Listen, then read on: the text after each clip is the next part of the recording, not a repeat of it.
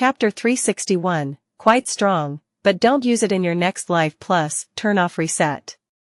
Though Miachan had been wary of Song Lingfeng, she hadn't expected him to strike so quickly. Caught off guard, she barely had time to react. The white whisk in her hand was shattered into countless falling strands of white hair by the immense force of the giant hammer.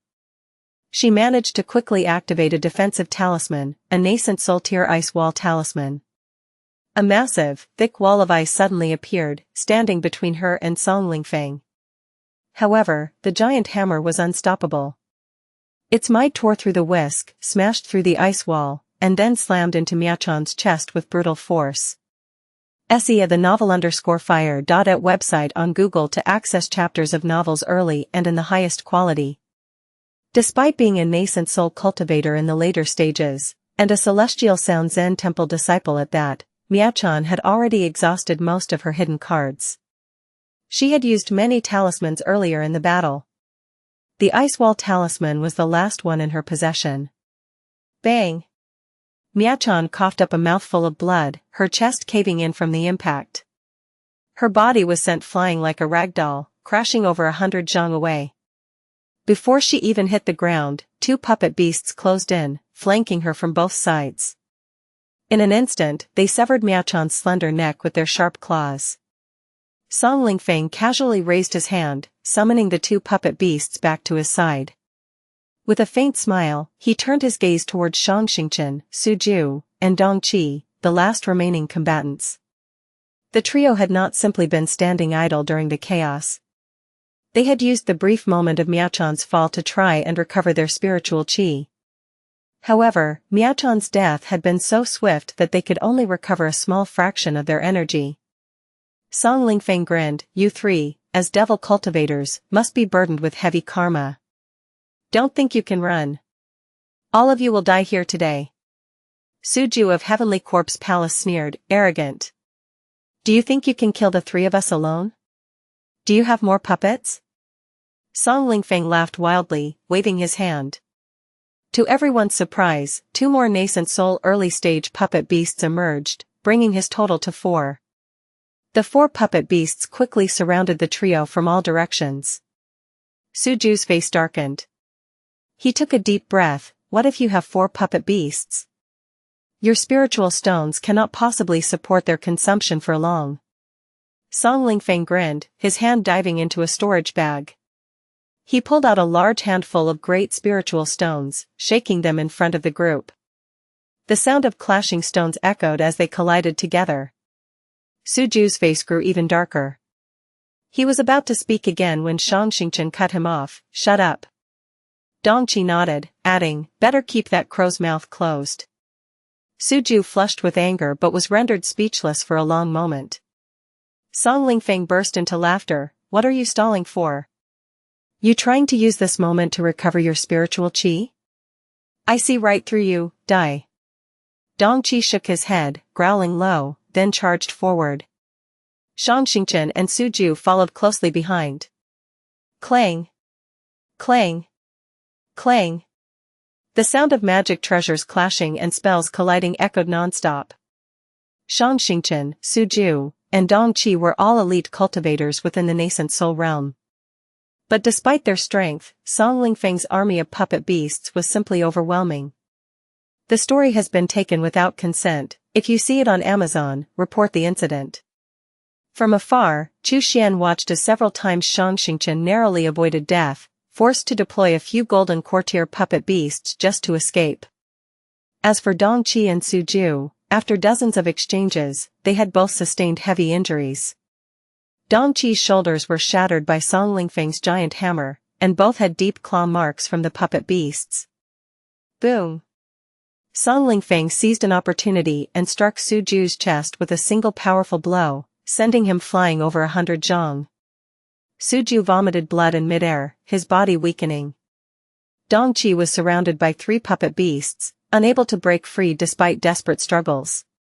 His old wounds hadn't even healed before he accumulated new injuries. Xianxia wasn't faring any better. A puppet beast clawed through his abdomen, and he collapsed into a pool of his own blood. Song Lingfeng laughed maniacally. 3 nascent soul devils. Killing you all, just think of the merit I'll earn. I can't even imagine it. He strode toward Xianxia, who was closest to him. However, just as Song Lingfeng was about to use his spiritual qi for another strike, he suddenly felt an unnatural stagnation in his spiritual qi. Even the speed of his thoughts seemed to slow down. What's happening? His expression turned to one of disbelief. Xianxia roared, "Chu Xian, he's poisoned. If you don't act now, when will you?" Song Lingfeng froze in shock. There's a devil cultivator hiding? Dongqi and Suju were equally stunned. They had been fighting for so long, yet there had been another cultivator watching from the sidelines, letting them duke it out. At that moment, Song Lingfeng heard a soft sigh from behind him. I was going to wait a bit longer. Xianxia, you really are something. Xianxia clutched his abdomen, forcing a smile. If you don't show up now, I'm going to die. If I die, who will you discuss poison and toxin methods with? Song Lingfeng was incredibly startled, instinctively activating a talisman.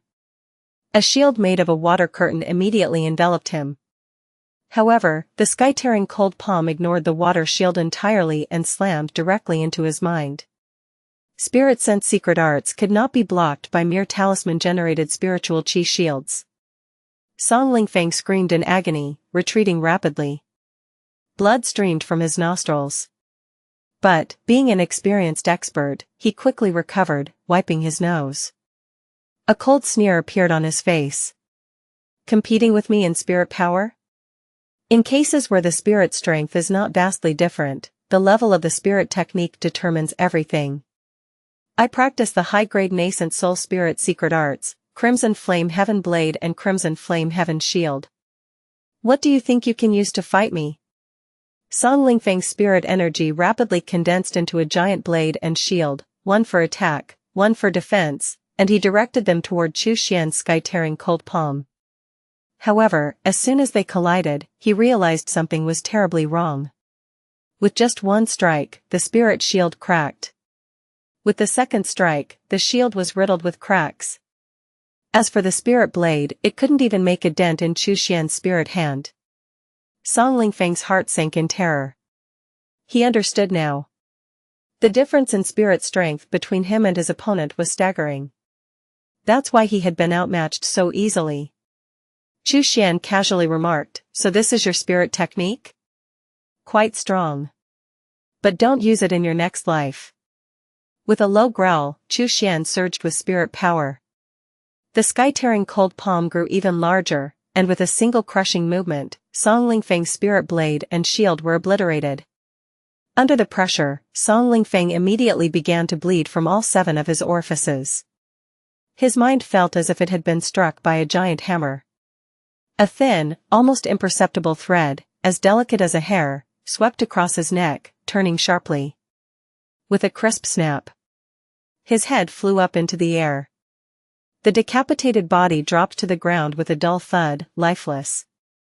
Chu Xian casually collected Song Lingfeng's body and then turned his attention to Xianxia and the others. He walked toward Xianxia with long, confident strides. Dongqi and Suju's hearts tightened. Was he going to attack?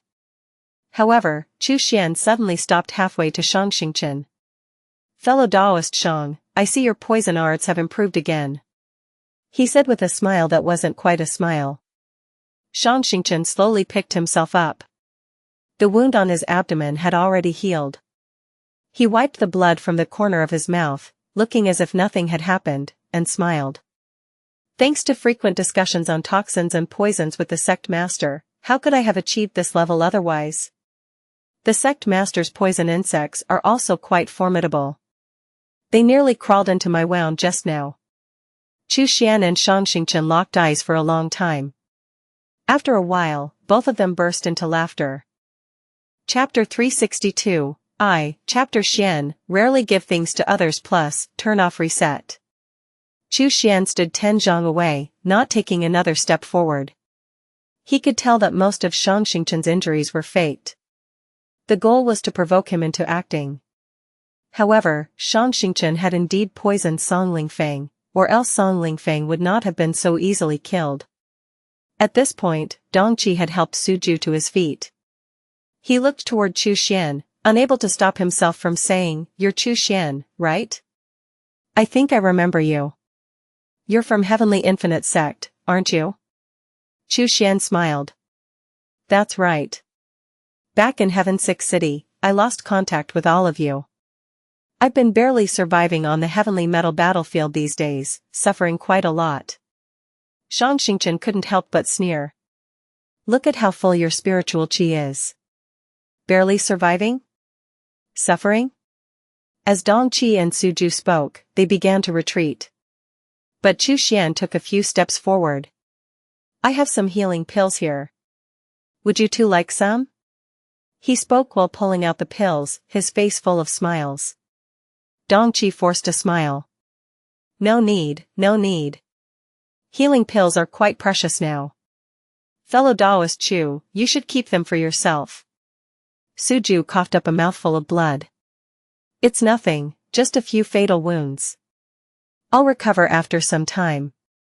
No need to waste your pills, fellow Taoist Chu." Chu Xian took another few steps forward.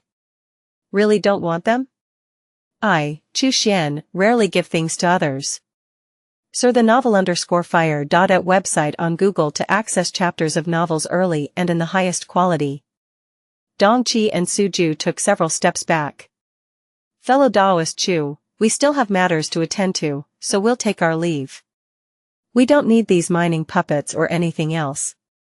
We'll leave them to you, fellow Taoist Chu." With that, both of them used their escape technique and vanished in an instant. Chu Xian sighed lightly. "What a pity." Shang Xingchen smiled. "A pity for the healing pills, or for them?" Chu Xian casually replied, "Both, really." Shang Xingchen smiled again. Those two were no pushovers. They probably still had trump cards. Chu Xian waved his hand. "Do you want this big spirit stone mine?" Shang Xingchen's lips curled upwards.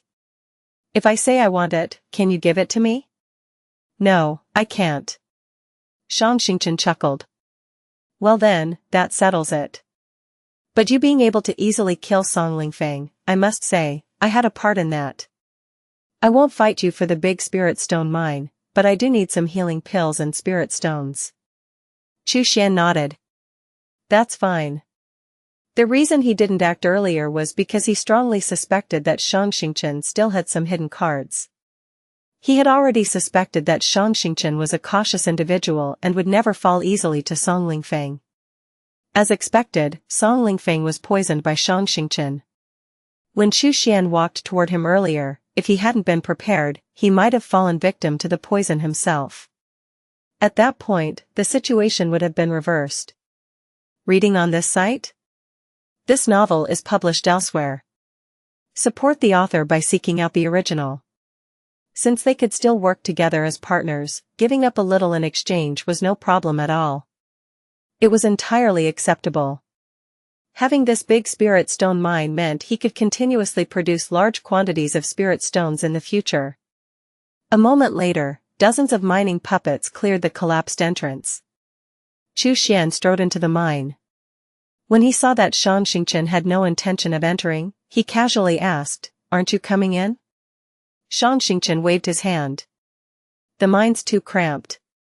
It's more suited for you to make your move. I'll wait outside." Chu Xian smiled. "All right."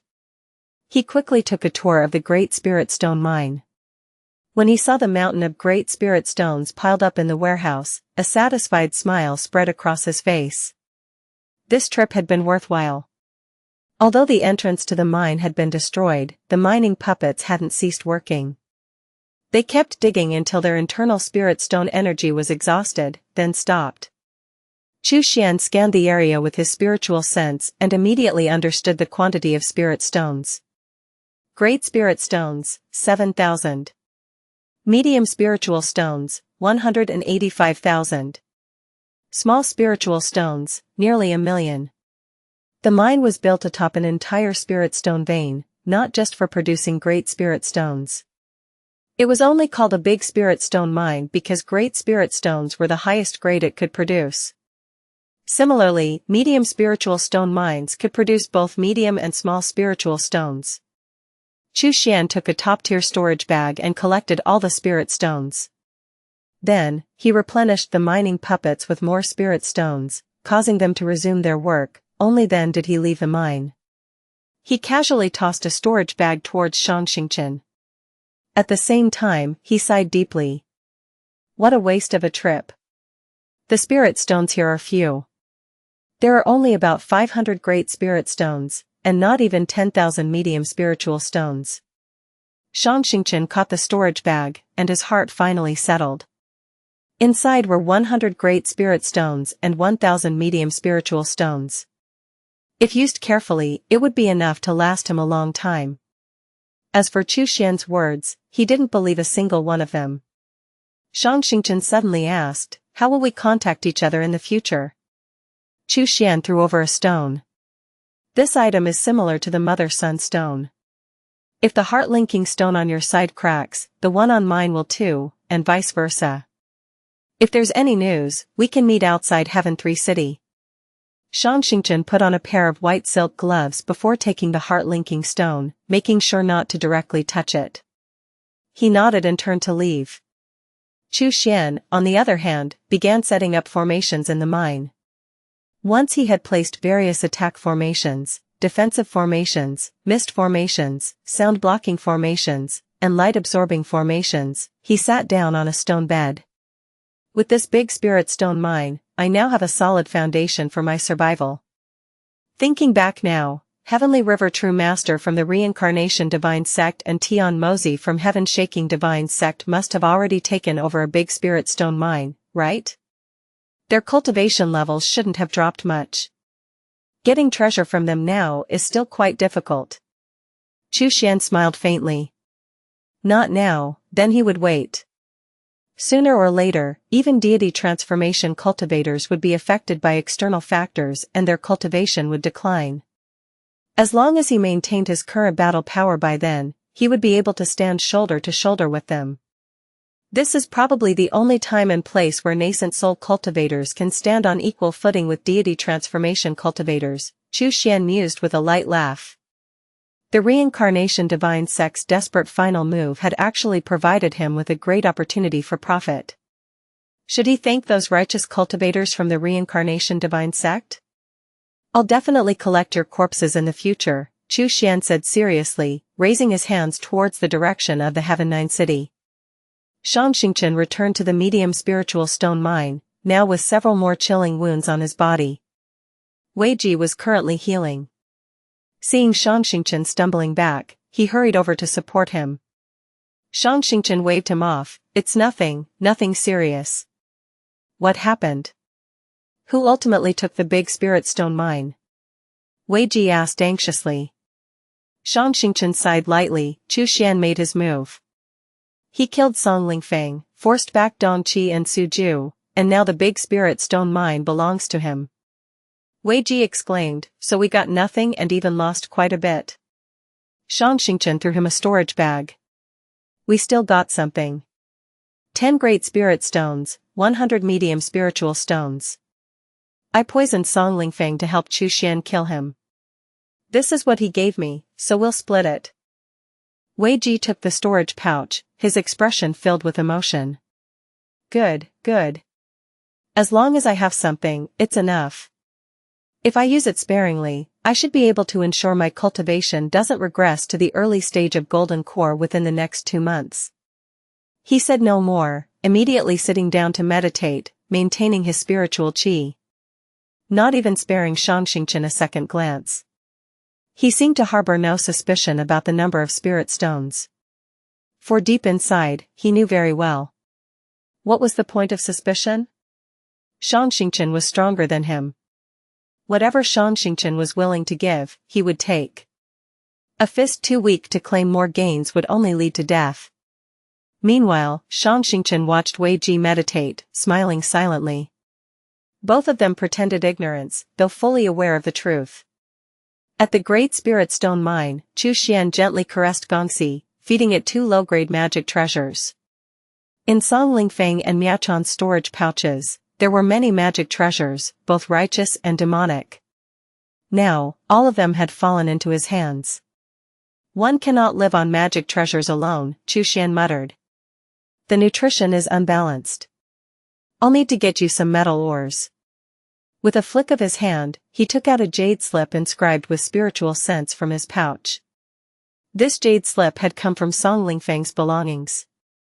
It contained a map of the heavenly metal battlefield, a much more detailed one, showing even the various outposts surrounding the cities. Xuan's gaze immediately landed on the several metal mines around Heaven 3 City. 1000-year gold. Bloodstained copper sand. Cold hard iron. Not bad, not bad. These 3 mines will do. Monks usually target spirit stone mines first, followed by spirit herb gardens, then spirit wood forests, and lastly, metal mines. The difficulty of conquering these 3 mines shouldn't be too high. With a thought, Xuan summoned Long, Hu, and Bao, who led a large group of corpse generals into action. Less than 2 days later, when Xuan returned to the Great Spirit Stone Mine, 3 storage pouches were now filled to the brim. Each pouch contained over 10,000 pounds of metal ores, enough to satisfy Gongxi's hunger. It's been a while since I checked on the situation in the cave world, Xuan mused. Now that I have the time, I should go back and take a look. He stepped forward, returning to Blue Star. His spiritual sense connected with the myriad realm mirror, and the scene of the cave world appeared before him. The cave world had now passed nearly 20 years. The Holy Ant Tribe and the Fire Ant Tribe held a collective vote. In the end, the vote decided that the 2 tribes would merge and be called the Fiery Holy Ant Tribe. Of course, there were some voices against the merger, as it touched upon their own interests. However, Xian still held a firm control over the 2 tribes. Those discordant voices were swiftly and physically eliminated. The merging of the 2 tribes went smoothly, exactly as she had planned. Not enough, still not enough. To surpass the myriad insects tribe, a single large tribe cannot achieve it.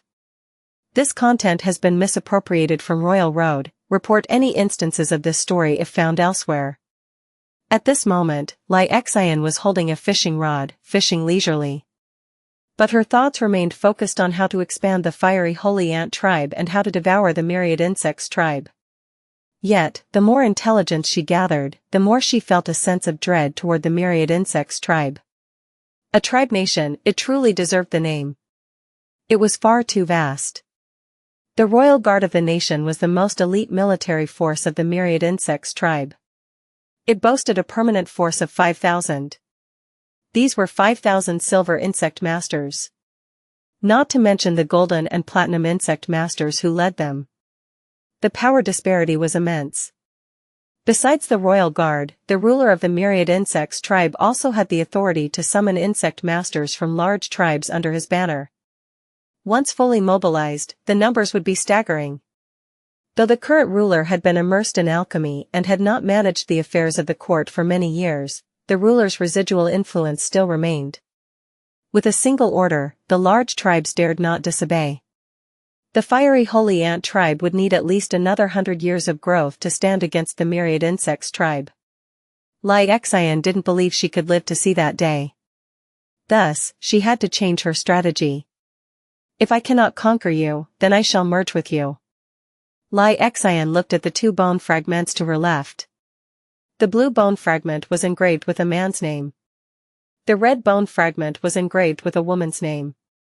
In total, there were 22 names. All were young men and women from the Fiery Holy Ant Tribe, aged 16 to 30. Their appearances and physiques were all excellent. Moreover, they were deeply loyal to the tribe. Xian had long sought out the most handsome men and beautiful women in the tribe, preparing for future needs. Now that the path of forceful conquest had become unfeasible, she had no choice but to turn to this backup plan. Among them, she had 2 children she was particularly fond of. One was named Lai Xiao, aged 18. The other was named Lai Chen, aged 20. Lai Xiao was the epitome of excellence in appearance, physique, emotional intelligence, and talent. However, he was a bit carefree in his actions, often lacking seriousness. He was easily distracted, with a tendency to lose interest after a short time. Lai Chen, on the other hand, had it all: looks, intellect, and the perfect physique. He was intelligent in both mind and body. The ruler had many princes and princesses. The young men and women Lai Xian had selected were meant for those very princes and princesses. Xianxia the Nelfire.nt website on Google to access chapters of novels early and in the highest quality. She wasn't worried about Lai Xiao. With his innate foundation, entering the royal palace wouldn't be difficult for him. But for Lai Chen, the conditions for entering the palace were far more stringent. Lai Xian knew that the ninth princess didn't place much importance on appearance. Instead, she valued intelligence more than anything. Soon it will be the day of the grand selection. I hope these children I've chosen will all have the chance to enter the royal palace. Lai Xian sighed softly, placing the 2 bone fragments down. 5 days later, the grand selection arrived as promised. The ruler issued a decree, calling for young men and women from various large tribes to be selected as potential partners for the princes and princesses. This had been an ancient tradition. Originally, it was meant to establish a strong bond between the royal family and the large tribes under its command, to ensure the large tribes wouldn't rebel. But as time passed, the royal family grew ever stronger, while the large tribes weakened. Yet, the tradition had not changed. Even for the ruler, casually altering the customs passed down by ancestors was a burden he couldn't bear lightly. Among the 22 individuals Lai Xian had chosen, 18 passed the selection and entered the royal palace. At the gates of the fiery Holy Ant tribe, Lai Xian watched as the young men and women were taken away by the royal carriages. She sighed deeply. To vie for favor, the competition within the palace was even more intense than the outside world. Once inside the royal palace, one was often lost in its depths. But if she wanted to continue expanding the fiery Holy Ant tribe, she had no choice but to send them in. I hope you all can survive and return safely, Lai Xian sighed heavily. Xuan watched all of this unfold. His expression remained unchanged, for he was merely an outsider. As long as Lai Xian could provide him with better and more advanced methods to cultivate the insects, everything else was negotiable. To him, the events of the cave world were little more than a game. He could slightly influence the course of its story. In his eyes, Lai Xian's decisions made perfect sense. For survival, for growth, for development, certain things simply had to be done. It was true for individuals, tribes, and even nations. Chapter 364, As long as I run faster than my teammates, death won't catch me. Plus, turn off reset. The heavenly metal battlefield. Another 6 months had passed. Xuan stepped forward with long strides, returning to the Great Spirit Stone mine. He had originally planned to continue his cultivation, but the heart-linking stone in his hand had developed a crack. It was clear that Xianxia had received new intelligence. Just as Xuan was about to leave the mine, he suddenly paused in his tracks. He seemed to be deep in thought. Since 6 months have passed, my spiritual chi level should have dropped somewhat. The spirit stones around him had never been in short supply, so his cultivation hadn't diminished. However, others by now should have experienced at least some decline. After a brief moment of contemplation, Xuan activated the returning void technique, suppressing his aura to the late golden core stage, and then made his way toward the agreed meeting spot. Outside of Heaven 3 City, Xianxia and Wei Ji waited behind a cluster of rocks. Wei Ji appeared somewhat anxious. Xianxia, on the other hand, remained calm and composed. After a while, Xuan finally appeared within their line of sight. The three met. Xuan glanced over and noticed that Wei Ji's strength had dropped further, now at the early golden core stage. Xianxia was in slightly better condition, still at the late golden core stage. However, it was impossible to tell whether Xianxia was hiding his true strength or if his cultivation had indeed dropped to the late golden core stage. Has your spiritual chi also declined? Wei Ji sighed lightly. It's inevitable. Xian didn't pay much attention to it and casually asked, "What's the information?" Xianxia lowered his voice.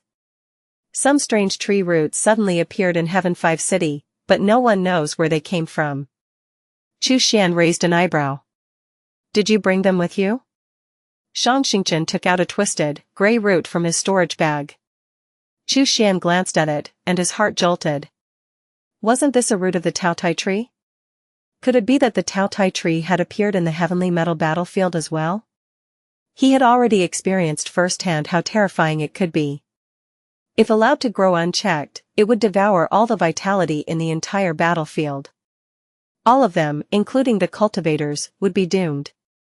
Yet Xian didn't show any hint of alarm on his face. He only displayed a look of confusion. "What is this?" Xianxia shook his head. "Neither Wei Ji nor I have seen such a tree before, but it gives off an extremely sinister feeling." Xian nodded. "Is there any other information?" Xianxia and Wei Ji exchanged a glance before speaking solemnly. 3 righteous cultivators, each with nascent soul early-stage strength, are planning to hold a small gathering to exchange various resources. The time is 5 days from now, and the location is at a spiritual wood forest about 100 miles east of Heaven-5 City. This information came from the soul of a righteous cultivator I searched. I also saw in his soul that they had already held one such gathering, and there were no unexpected incidents. Unauthorized usage. This tale is on Amazon without the author's consent. Report any sightings. Wei Ji voiced his concern. But we're worried that those 3 righteous cultivators might have set a trap, which is why we came to find you. Xian gave a slight nod. Such concerns were entirely reasonable. As time passed, resources within the heavenly metal battlefield would inevitably grow scarcer.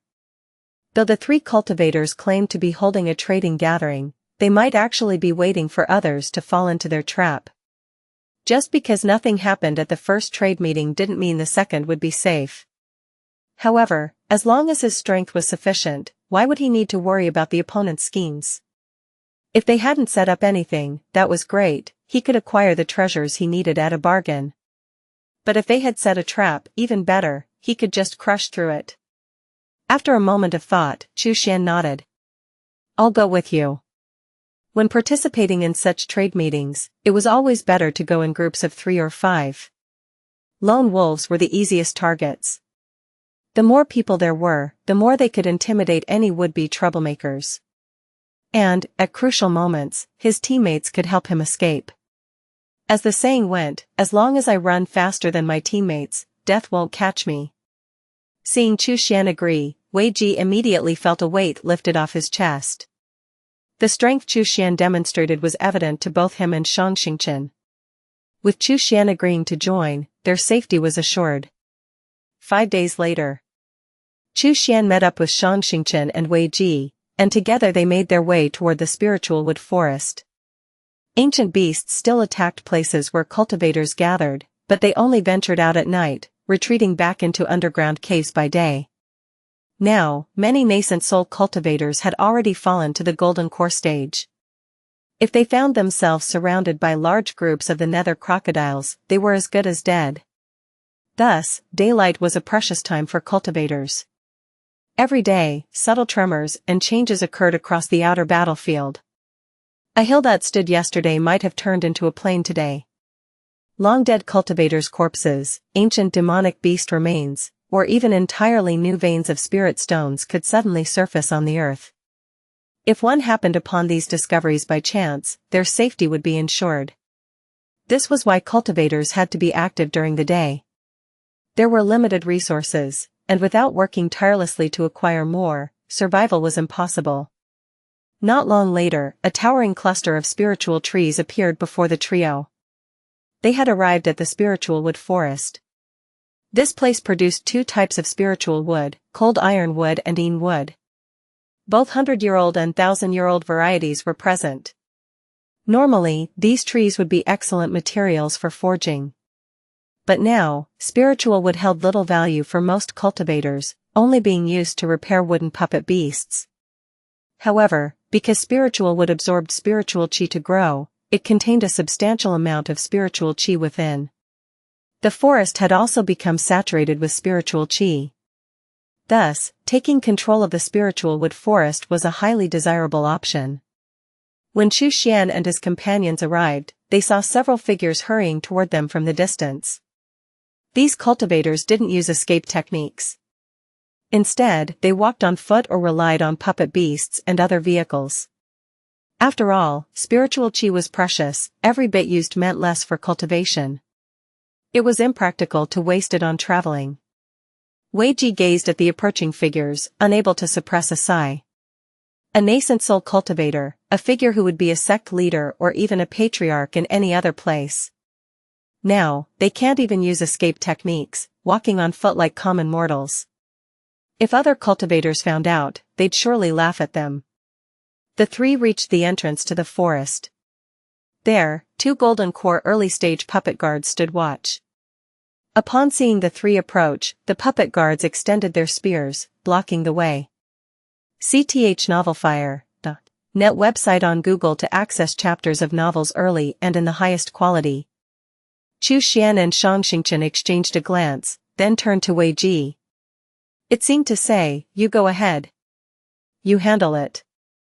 Wei Ji sighed, stepping forward reluctantly. "We come to attend the trading gathering." After a long pause, a voice suddenly came from the left puppet. "You three don't seem like righteous cultivators." The voice from the right puppet was even more severe. "Demonic cultivators, entry forbidden." Xianxia chuckled lightly. "We have enough spirit stones to prove our worth." With that, he took out a storage bag and casually pulled out a large handful of spirit stones. They were all large, transparent spirit stones. The 2 puppet guards fell silent for a moment, then suddenly stepped aside, allowing them to pass. "This gathering has nothing to do with righteous or demonic paths. It's just a trade. Fellow Taoists, please enter." The 3 of them, Xuan, Ximenchangqing, and Wei Ji, strode confidently into the forest.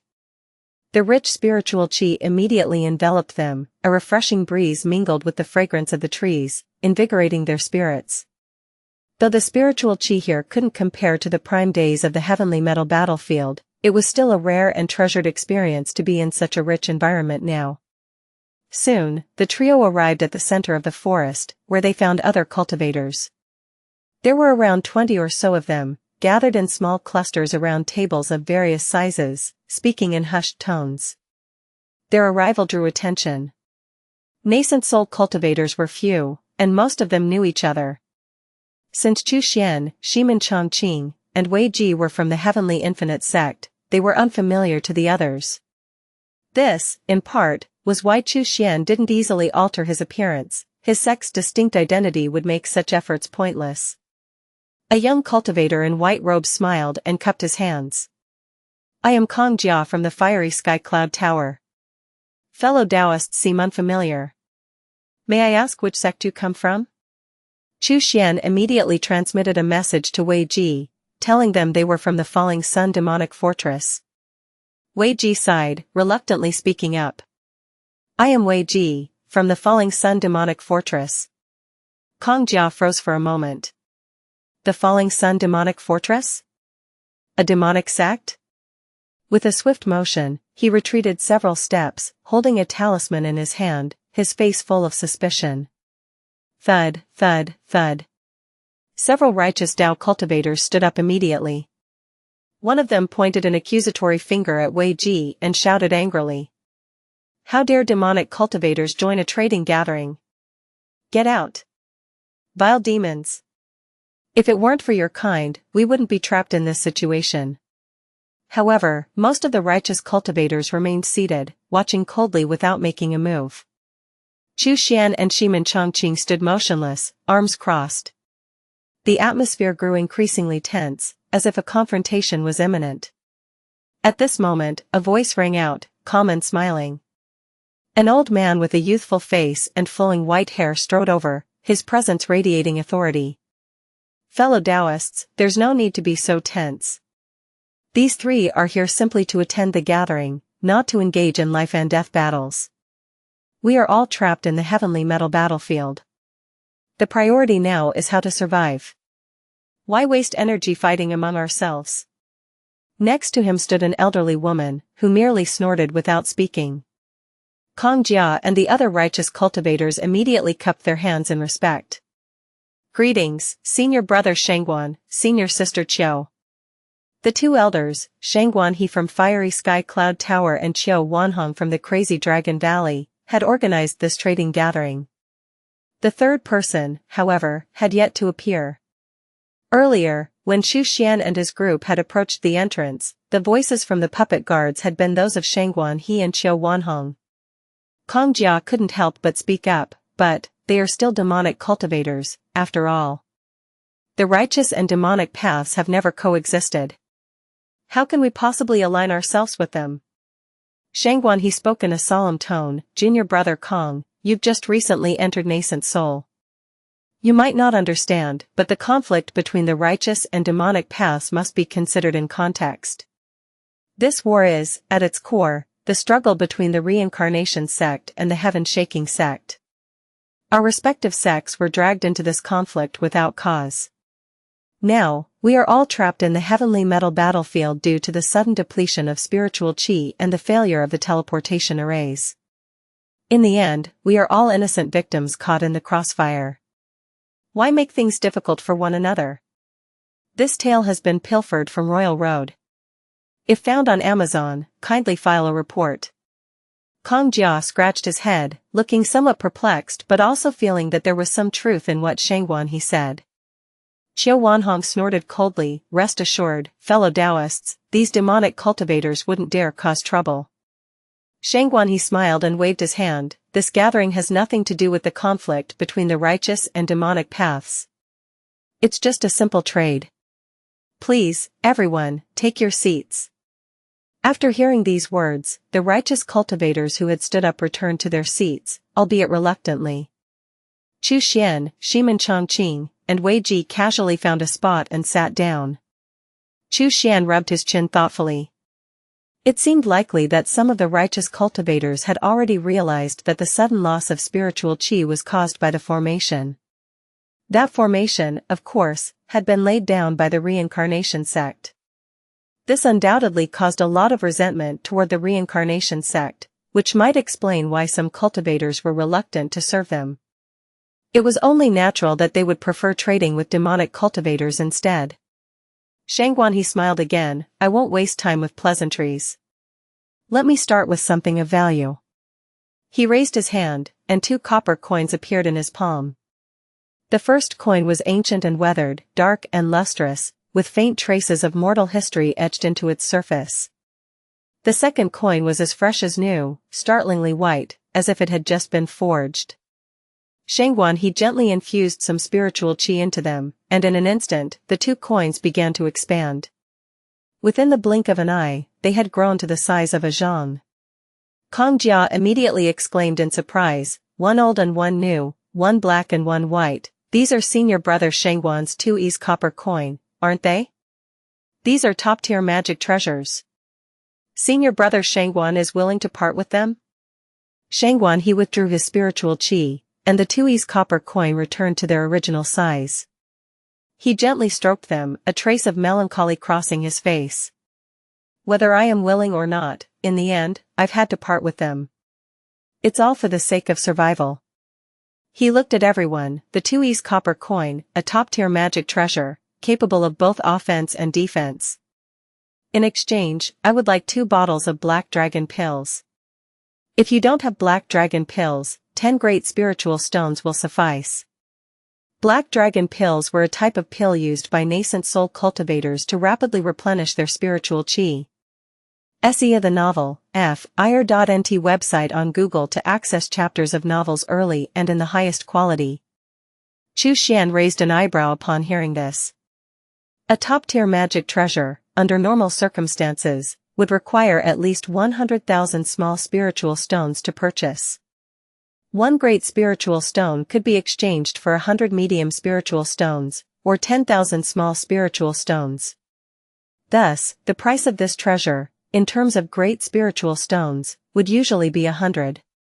but now, Xuan he was offering it at a tenfold discount. It was clear that the value of pills and spiritual stones had surged dramatically. Xuan had anticipated the sharp rise in the value of pills and spiritual stones, but he hadn't expected it to surge to this extent. At this moment, he was even more grateful for his foresight in seizing the spiritual stone mine in advance. It's a shame this trade conference doesn't allow for disguise, he thought, his heart giving a quiet sigh. Otherwise, I'd buy every single top-tier magic treasure here. The current prices of these treasures were absurdly low. He had plenty of great spiritual stones, but if he were to buy one treasure after another, it would undoubtedly attract the envy of the righteous cultivators. Such attention would cause trouble, and before he knew it, a group of them would be ganging up on him. That was why he had asked Wei Ji to claim they came from the Falling Sun Demon Fortress instead of revealing their true identities.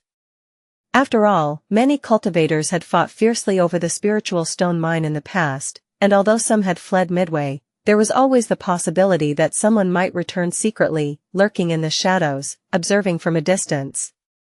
Then there were Dong Qi from the Fallen Sun Demon Fortress and Su Ju from the Heavenly Corpse Palace. Xuan had originally intended to silence both of them, to eliminate any potential future threats. However, these two hadn't yet shown all their cards, and Xuan couldn't gauge their full strength, so he had refrained from acting rashly. Instead, he allowed them to leave unharmed.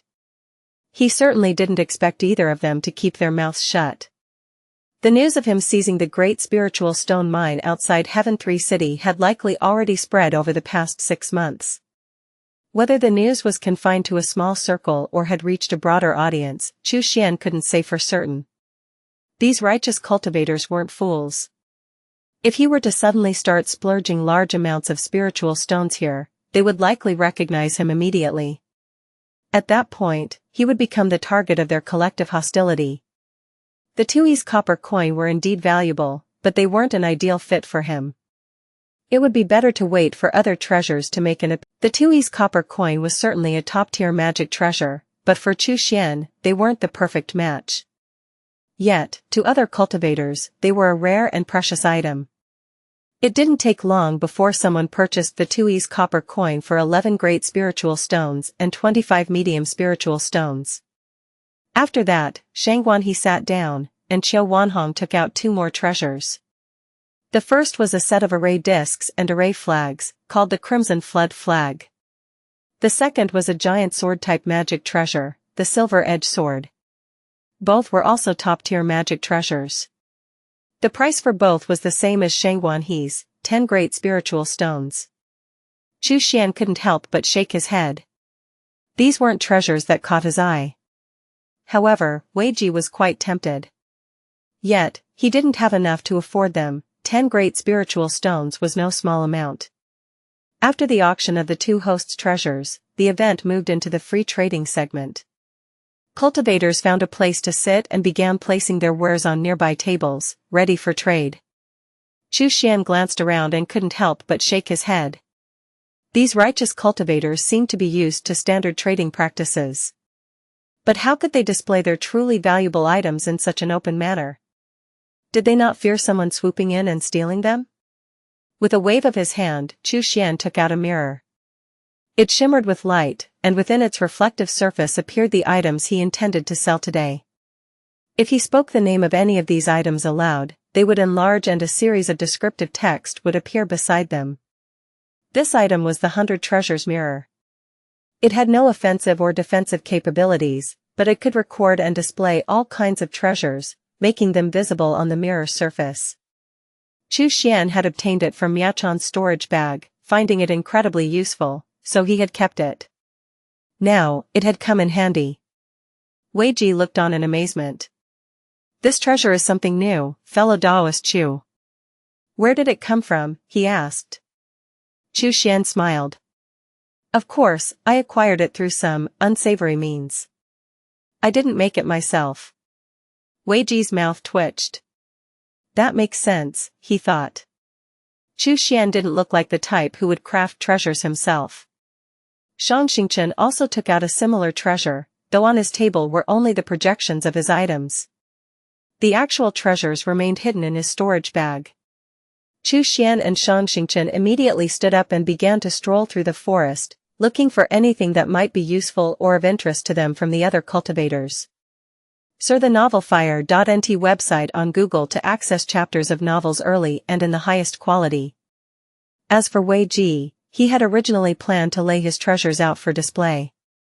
But seeing Xuan and Xianxia doing their thing, he scratched his head. He decided it was safer to just sketch out the various treasures he had, write down their uses, and place them on his table. Only then did he feel comfortable enough to leave his seat and browse the other traders' goods. Xuan wandered around for a bit, but still couldn't find anything that caught his eye. However, as he passed by a cultivator in white, something caught his attention. It was none other than Kong Jia. When Kong Jia saw Xuan stop in front of him, he instinctively wanted to smile and greet him. But as soon as he remembered that the other party was a demonic cultivator, he quickly suppressed his smile and cleared his expression. Do you wish to buy something? Kong Jia began to say fellow Taoist, but stopped himself at the last moment. Xuan pointed at a white cocoon and asked, "What is this?" Stolen content warning, this tale belongs on Royal Road. Report any occurrences elsewhere. Kong Jia answered, "It's a spirit insect, the moonlight butterfly. It feeds on wind and dew and can grow to match the strength of an early nascent soul cultivator." Xuan smiled slightly, "Isn't it just a kind of goo insect? Why call it a spirit insect?" Kong Jia frowned. Goo insects consume human blood, but spirit insects feed on the essence of heaven and earth, the sun, and the moon. They are not the same at all. Xuan chuckled lightly, "But from what I know, this moonlight butterfly needs at least 1,000 years to match the strength of an early nascent soul cultivator." He had read extensively about goo insects. Naturally, he was aware of the moonlight butterfly's growth cycle. To him, goo insects and spirit insects were no different, both were just insects, after all. He continued, "Which nascent soul cultivator would be so bored as to raise such insects?"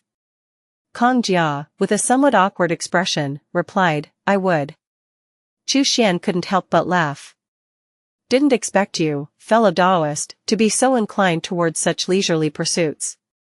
Kong Jia, slightly irritated, retorted, "You demonic cultivators.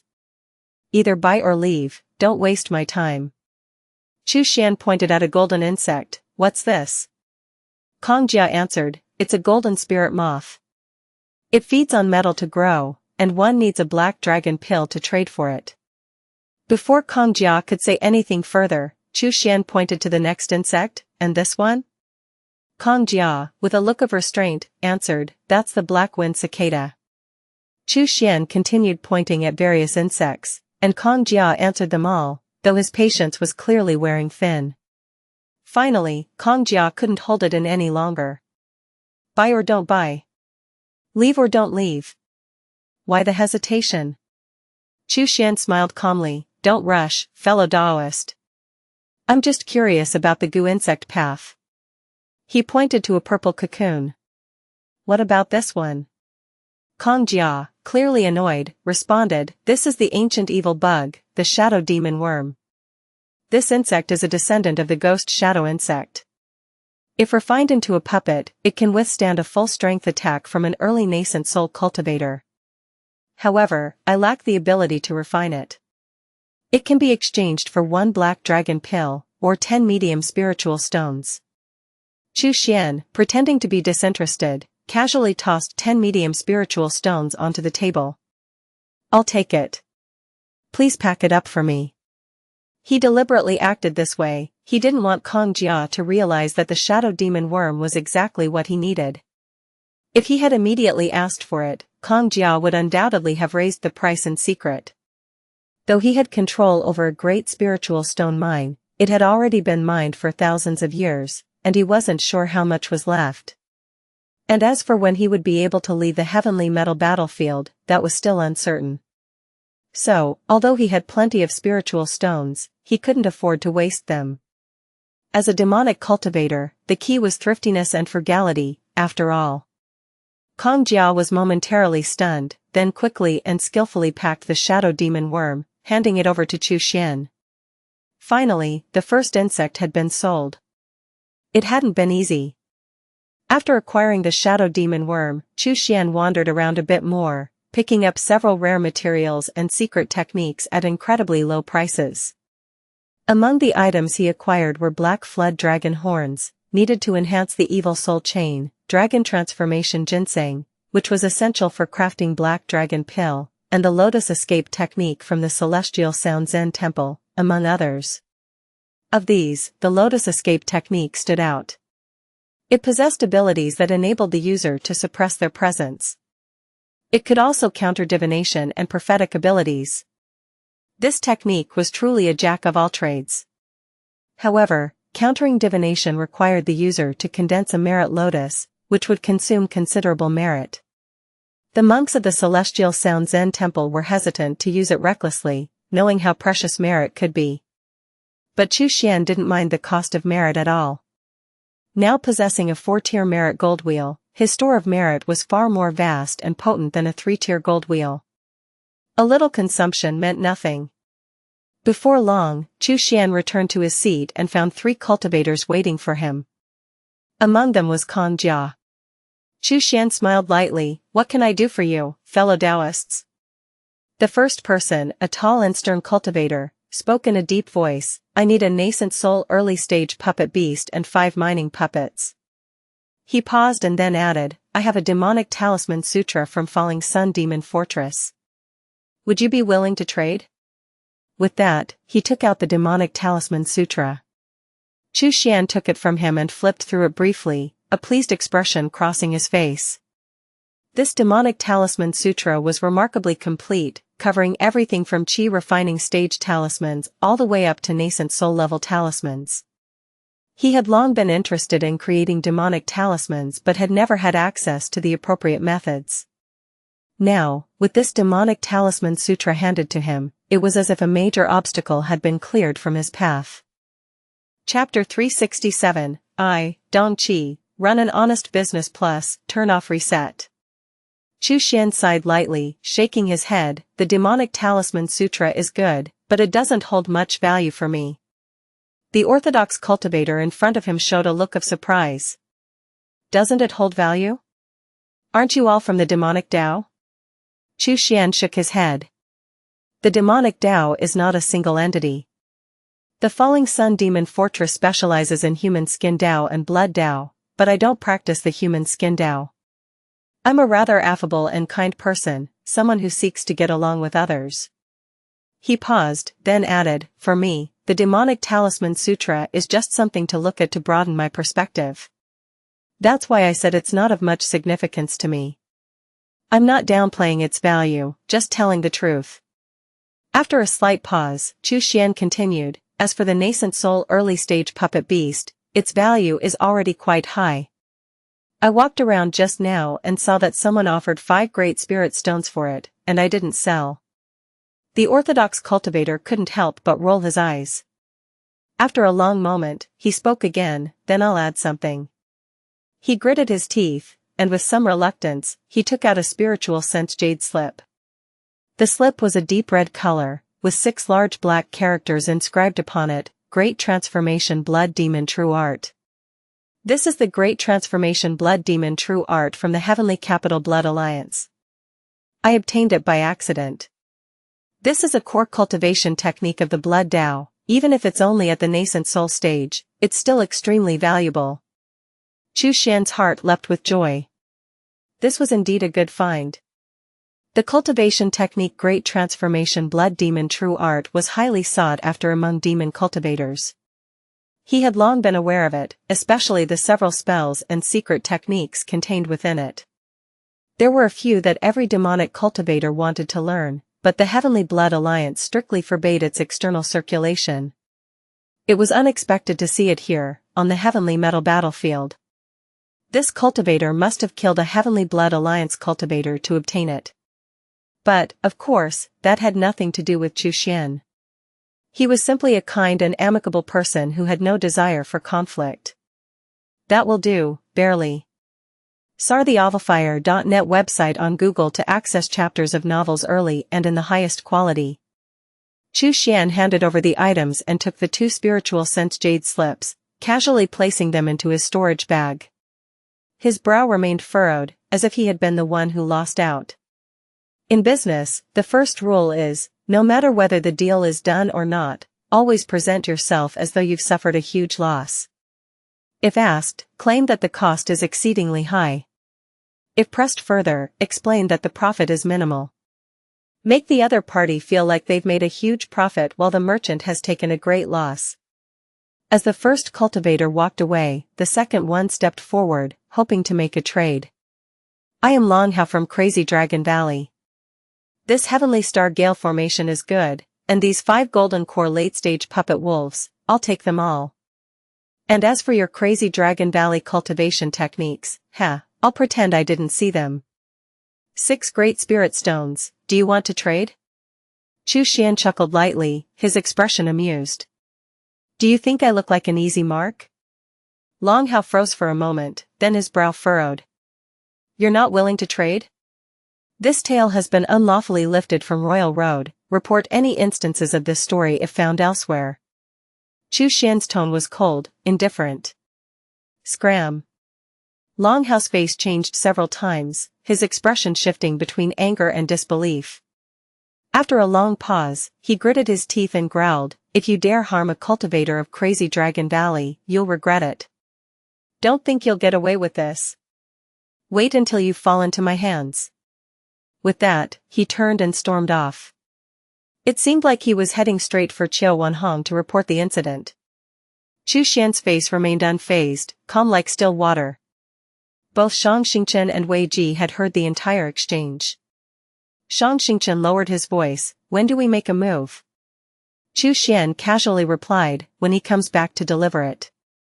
Shang Xingchen nodded, count me in when the time comes. Chu Xian also nodded, if the numbers are right, I'll call you. Meanwhile, Kong Jiao was trembling.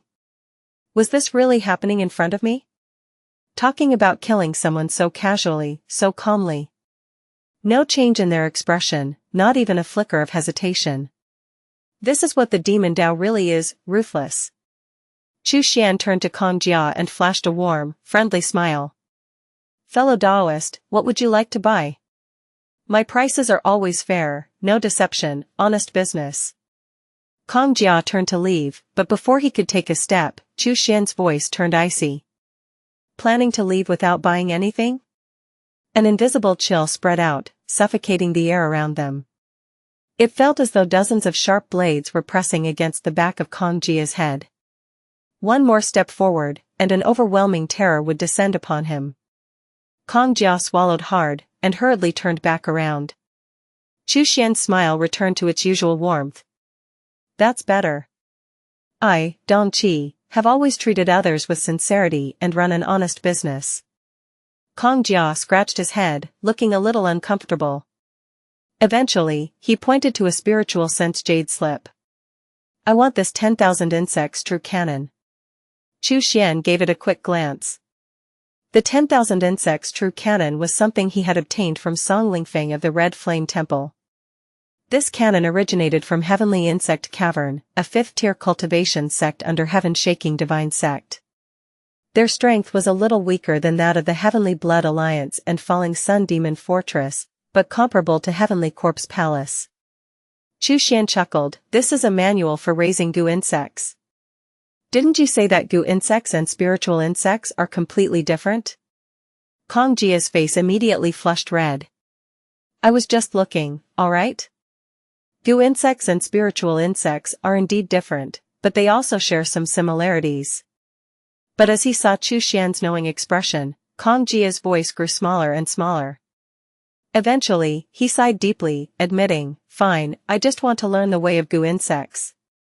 Senior brother Shangguan said, methods aren't divided into right or wrong, as long as I always maintain a kind heart, I'll always walk the righteous Tao. Out there, I might not be able to get this 10,000 insects true cannon. I've wanted to see it for a long time. Chu Xian couldn't help but smile, well said. So, what price can you offer? This is a nascent soul stage manual, after all. Kong Jia immediately pulled out a spiritual sense jade slip from his storage bag. This is my alchemy experiences, and it contains many nascent soul stage pill formulas. Among them are the Black Dragon pill to restore spiritual chi, the Forget Dust pill to improve the chances of deity transformation, and the Four Extremes blood pill to strengthen the body. I have some talent in alchemy, so I've improved these formulas. Now, most of them require fewer materials to make. Trust me, they're definitely worth more than what you'd expect. Kong Jia spoke earnestly. Xian nodded slightly. These pill formulas were certainly valuable. I'll take a look. Xian extended his hand. Of course. Without hesitation, Kong Jia handed it over. Xian took the spiritual sense jade slip and pressed it to his forehead. It took a while before he finally smiled. You're showing me your alchemy experience now? Aren't you afraid I'll back out of the deal? Kong Jia froze, immediately showing a panicked expression. He really was. He had been too trusting of others. You. Kong Jia stammered, unsure how to respond. Before coming to the heavenly metal battlefield, he had been immersed in his cultivation at Fiery Sky Cloud Pavilion, focused only on advancing his realm. The cultivators he met were always kind and friendly senior brothers or disciples, or Golden Core and Foundation establishment cultivators who respected him. He had never encountered someone like Xian, who played by his own rules. Here you go. Xian casually tossed the 10,000 insects true cannon to him. Kong Jia blinked in confusion. Eh? Xian smiled faintly. As I said, Dong Qi, run an honest business, no deception, no tricks. Chapter 368, There are kind-hearted ones among demonic cultivators plus, turn off reset. Kong Jia, still somewhat dazed, walked away with the spiritual sense jade slip in hand. Was the deal really done just like that? He had thought Dong Qi would actually hold back on the alchemy experience, but this demonic cultivator seemed to be a rather decent person. Falling Sun Demon Fortress's Dong Qi, truly a man of integrity. I'll remember you. If you were a righteous Dao cultivator, we would have been like-minded friends, but alas. Kong Jia couldn't help but glance back at Xian a few more times before finally leaving. Xianxia chuckled softly, this fellow Daoist Kong, he seems so inexperienced. Probably a disciple personally trained by a deity transformation ancestor at Fiery Sky Cloud Pavilion, always focused on his own cultivation there. Xian nodded, indeed. But why would he come to the heavenly metal battlefield to take such risks? Xianxia's expression shifted with curiosity. Wei Ji interjected, probably because of that so-called righteous and its grand ideals. Xian and Xianxia both laughed. Righteous Dao cultivators were always waving the banner of acting on behalf of the heavens and eradicating demons and evil. After a while, they even started to believe it themselves. Over the next period, more righteous Dao cultivators continued to visit the trio's booth. After all, demonic cultivator items were hard to resist. Whether it was demonic talismans or evil pills, they had side effects, but they could unleash power far beyond that of normal talismans and pills in a short amount of time. Moreover, with the decline of spiritual chi on the heavenly metal battlefield, righteous Dao cultivators were forced to seek out other means to maintain their combat strength. Body refining, goo insects, blood techniques, poison arts. These methods didn't rely on spiritual chi and could still enhance one's power. Out in the outside world, they would have scorned using such means. But now, to survive, they had no choice but to rely on them. Even the strongest cultivators had to bow to reality. Before long, the trio had sold most of the items on their tables. Xian wasn't sure about Xianxia and Wei Ji's circumstances, but as for himself, he had made quite a profit. All the items he had obtained could easily be converted into combat power with just a little time and effort. Especially the Shadow Demon Worm, that was one of his key supports for advancing into deity transformation in the future. Just then, two figures approached together. Xian looked up to see Qiu Wanhong and Long Hao. At this moment, Long Hao was standing proudly beside Qiu Wanhong, a smug look on his face. The surrounding cultivators immediately took notice. It seemed like the two from Crazy Dragon Valley were about to confront the three demonic cultivators from Sunset Demon Fortress. Long Hao pointed a trembling finger at Chu Xian's nose and growled, "Senior sister, I just saw him take out the cultivation techniques of our Crazy Dragon Valley. He must have killed one of our Crazy Dragon Valley cultivators." Chu Xian shook his head repeatedly. "Just because I possess your Crazy Dragon Valley's cultivation techniques, does that mean I killed your people? Fellow Daoist, you must be mistaken. I, Dong Qi, have always focused on cultivating merit and acting with kindness. How could I casually kill people?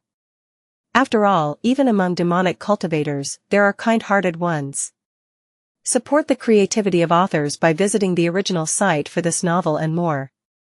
At those words, both Shang Xingchen and Wei Ji couldn't help but cringe. SEA the Ovalfire.net website on Google to access chapters of novels early and in the highest quality. Qiu Wanhong furrowed her brow deeply. Cultivating merit?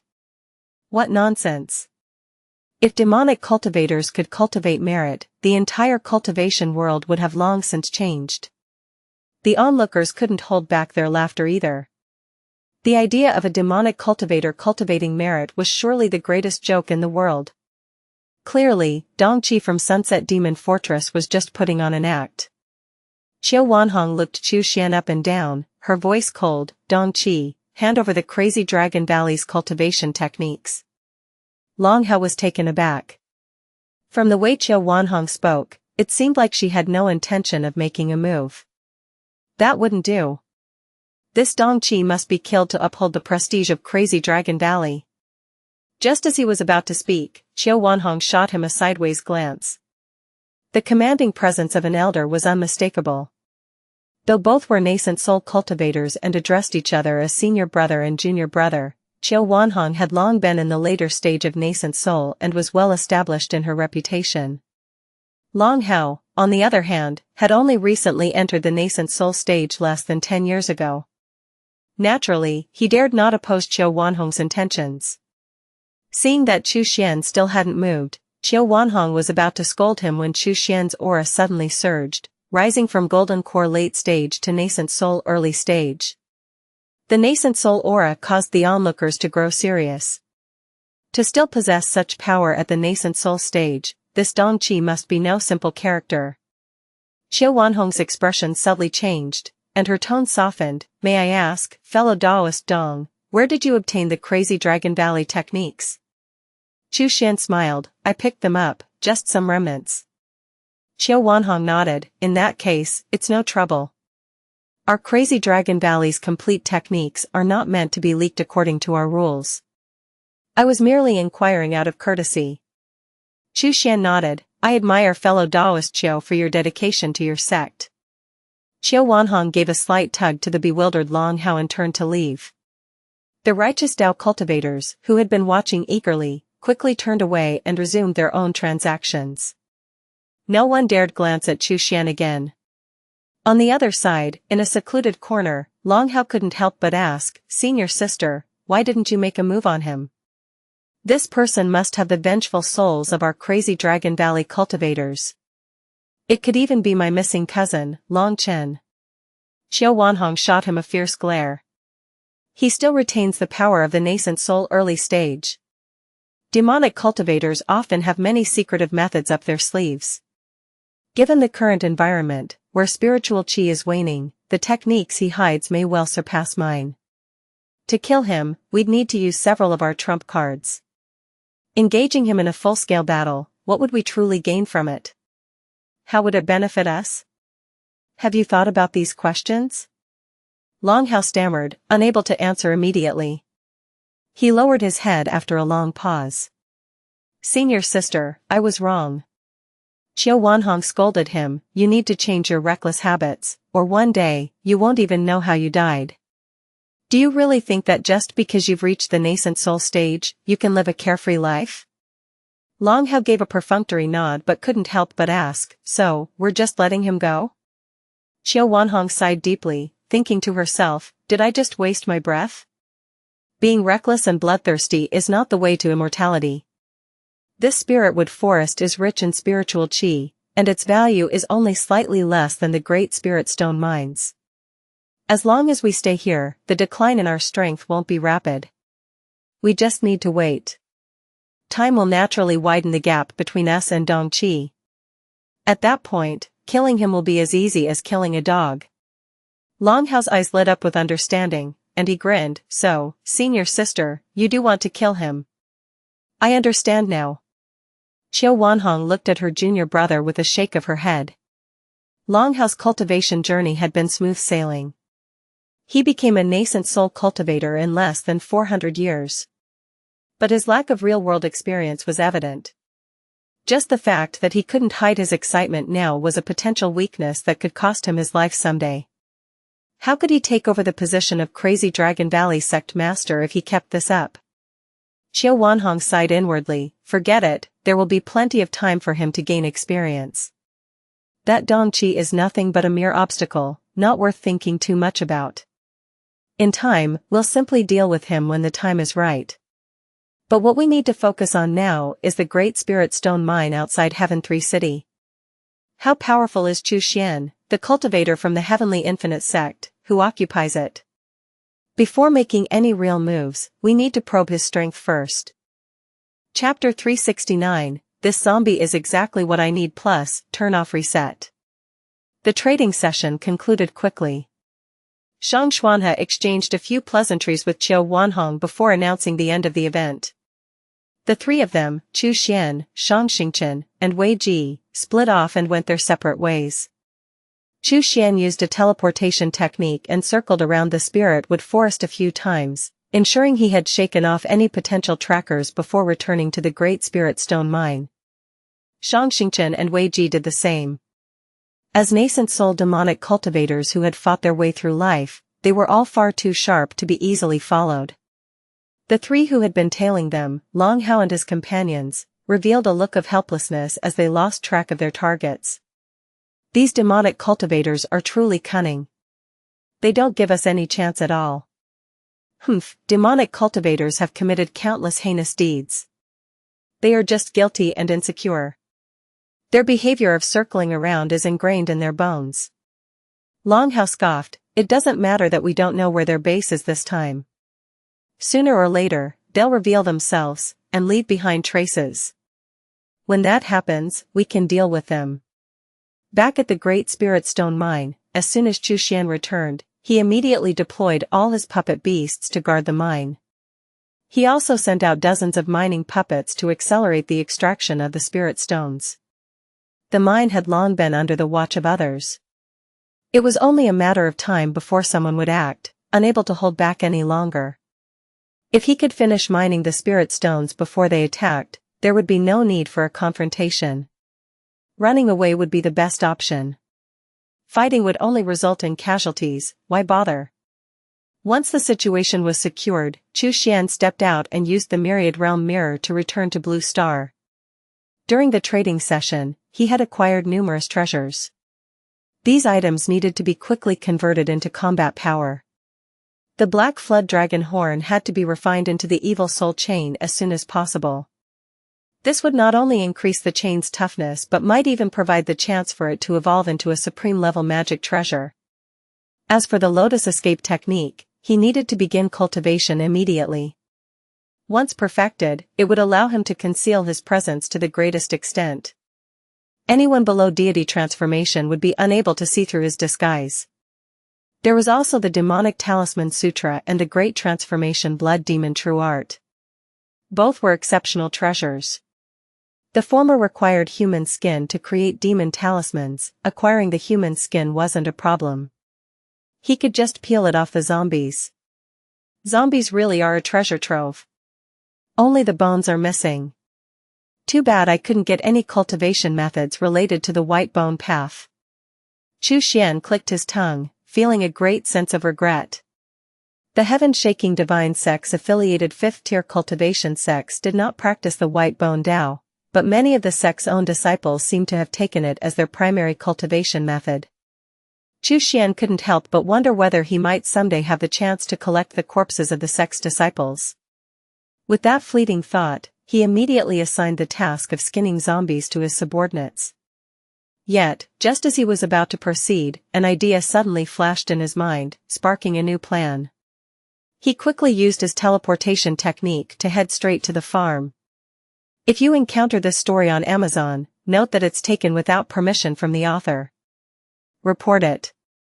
Under the careful watch of his corpse puppets, including the water corpse puppet, the farm had grown substantially in size, expanding fivefold. Now, it occupied an immense area, nearly covering half of East Lake City. Even the headquarters of Black Blade had been forced to relocate to accommodate the growing space. Of course, no one in Black Blade had any objections. When the immortal gives an order, they follow it without hesitation.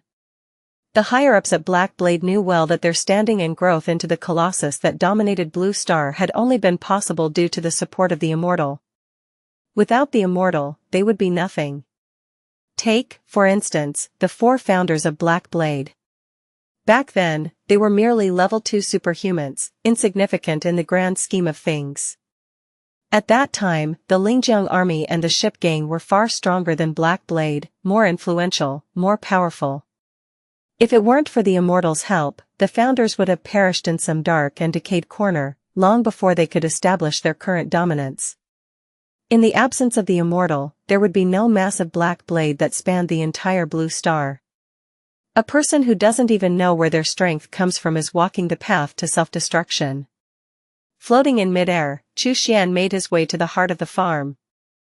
There, the zombie matriarch and zombie empress were being meticulously guarded by corpse puppets. They lived a carefree life, being fed and tended to every day. No matter how they felt about it, Xuan certainly thought their existence was one of leisure. Both the zombie matriarch and zombie empress had reached the highest possible levels within Blue Star. They produced massive quantities of zombies daily, with each zombie swiftly pressed into service to further Xuan's demonic path. But there was another special kind of zombie they produced. These zombies had no human form left in them, resembling large, fleshy sacks instead.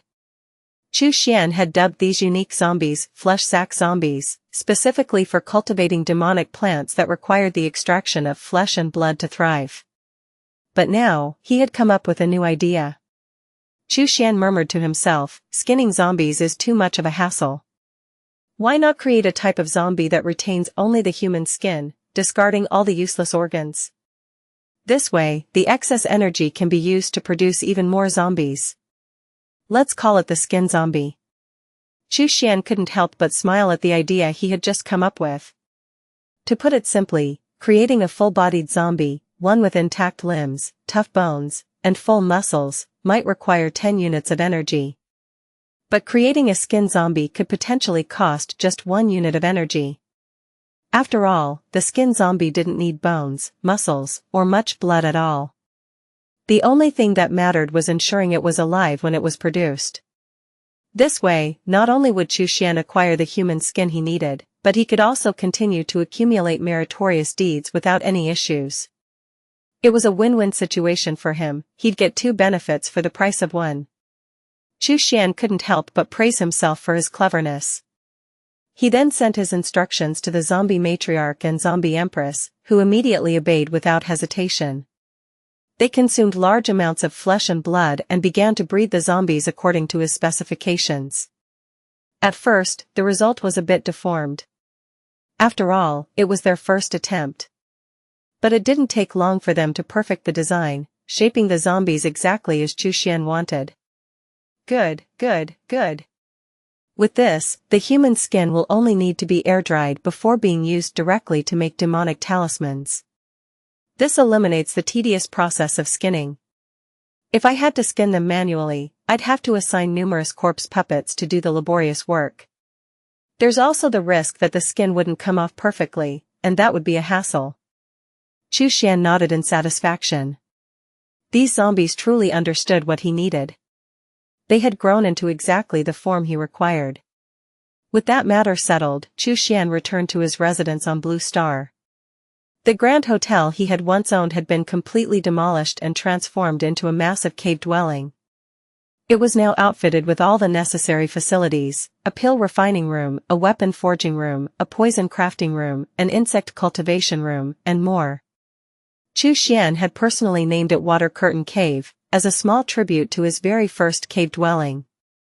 Sitting down cross-legged, he took out the Great Transformation Blood Demon True Art and placed the Spiritual Sense Jade slip against his forehead, immersing himself in its contents. After quite some time, he finally removed the slip and frowned in contemplation. This really is a top-tier blood cultivation technique. The spells learned from each layer are impressive. But the daily blood consumption is far too much.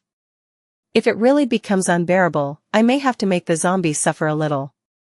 Xian sighed. Search * the novel, ir.net website on Google to access chapters of novels early and in the highest quality. Blue Star. 5 years later, the vast and endless icy plains stretched out in every direction. In the midst of this frozen wilderness, a solitary figure sat cross-legged, his body motionless as if he were part of the landscape itself. Suddenly, boundless red clouds surged from within him, sweeping out in all directions. The crimson clouds thickened, shrouding everything in their dense, oppressive embrace, making it impossible to discern anything within. Not even the spiritual sense of nascent soul cultivators could penetrate the swirling red mist. More astonishing was the fact that within these clouds seemed to be countless terrifying spirits and monsters, each more fearsome than the last. As the red clouds passed, the blood within the bodies of all the wild beasts they encountered was swiftly drained, leaving behind only the haunting sight of desiccated corpses. This figure, of course, was Xian. Sitting at the very center of the infinite red clouds, he did not move an inch. With just a flicker of his mind, the clouds coalesced into various shapes, at times transforming into massive shields, or condensing into weapons like blades and spears.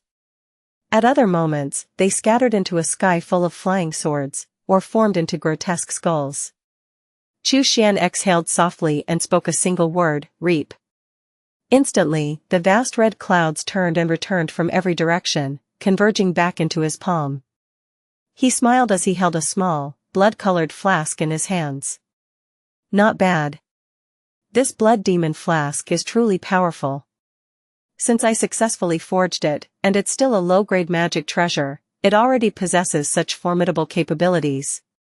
If it were to be upgraded step by step into a top-tier magic treasure, accumulating more blood clouds, wouldn't it be capable of enveloping the entire area in boundless blood mist, obliterating countless enemies in the blink of an eye? Xian nodded in satisfaction, flipping his palm. The blood-colored flask returned to the spiritual sea within his dantian, where it was carefully nurtured. With his inner vision, he could see the nascent soul figure sitting above his spiritual sea, its essence radiating intense nascent soul energy. Beneath the small figure floated a heavenly Tao golden lotus, spinning gently. The nascent soul figure exuded a strong aura, and several magic treasures floated nearby, slowly absorbing the qi. Evil Soul Chain, Blood Beehive, Sky Shielding Umbrella, and the Blood Demon Flask, all were his natal magic treasures. It was precisely because these treasures were his natal treasures that he could store them in his dantian, where they would be nourished by the infant's energy at all times. When he had first forged the Blood Demon Flask, it was only a magic tool, a mere step above an ordinary item. However, after absorbing the energy of the infant's aura for a month, it was upgraded to a low-grade magic treasure. If he continued to absorb vast amounts of blood energy and infant's aura, the path to further upgrading would be smooth and unhindered. The Blood Demon Flask was the very foundation of the Great Transformation Blood Demon True Art. For any member of the Heavenly Blood Alliance who practiced the Blood Path techniques, it was almost a requirement to cultivate the Blood Demon Flask into their natal magic treasure. This treasure contained blood clouds, which were essential for using the majority of the techniques from the Great Transformation Blood Demon True Art. Having previously cultivated the mysterious Heavenly Ice Soul Scroll, Xian had a solid foundation in his cultivation. Now, combining that knowledge with this new method, his progress was rapid. In just 5 years, he had reached the 4th level of the Great Transformation Blood Demon True Art, mastering 4 new spells. The most impressive of these was the Blood Light Escape technique, which allowed him to use blood clouds to instantly escape without needing spiritual qi. It was unbelievably fast. No wonder the Heavenly Blood Alliance could become one of the most powerful 5-level cultivation sects under the banner of heaven-shaking divine sect. Even though Chu Xian had only reached the 4th level, he had already come into contact with many of the scripture's mysteries. The future promised even more profound insights to be uncovered. Unauthorized tale usage. If you spot this story on Amazon, report the violation. Amidst his joy, Chu Xian focused his mind and summoned the evil soul chain. Now, the chain radiated with a faint black glow, its hardness almost beyond compare. The faint sound of a flood dragon could even be heard emanating from it. Unfortunately, after refining the black flood dragon horn into it, the chain had not advanced into a top-tier magic treasure. It still seemed to be lacking just a bit to reach that level. Now, I've accumulated quite a few human skins. I could try crafting some magic symbols as a test. Perhaps I'm a genius when it comes to the Tao of Talismans after all. Unable to resist, Chu Xian used the Myriad Realm Mirror to return to the Water Curtain Cave. Over the 5 years, whenever the human skin zombies matured, the corpse puppets would harvest and dry them. These were then stored in the storage room of the Water Curtain Cave. During this time, Chu Xian had been focused on cultivating the Great Transformation Blood Demon True Art, and had not paid attention to this matter. But now, when he went to the storage room, he was immediately delighted to find over 10,000 sheets of human skin.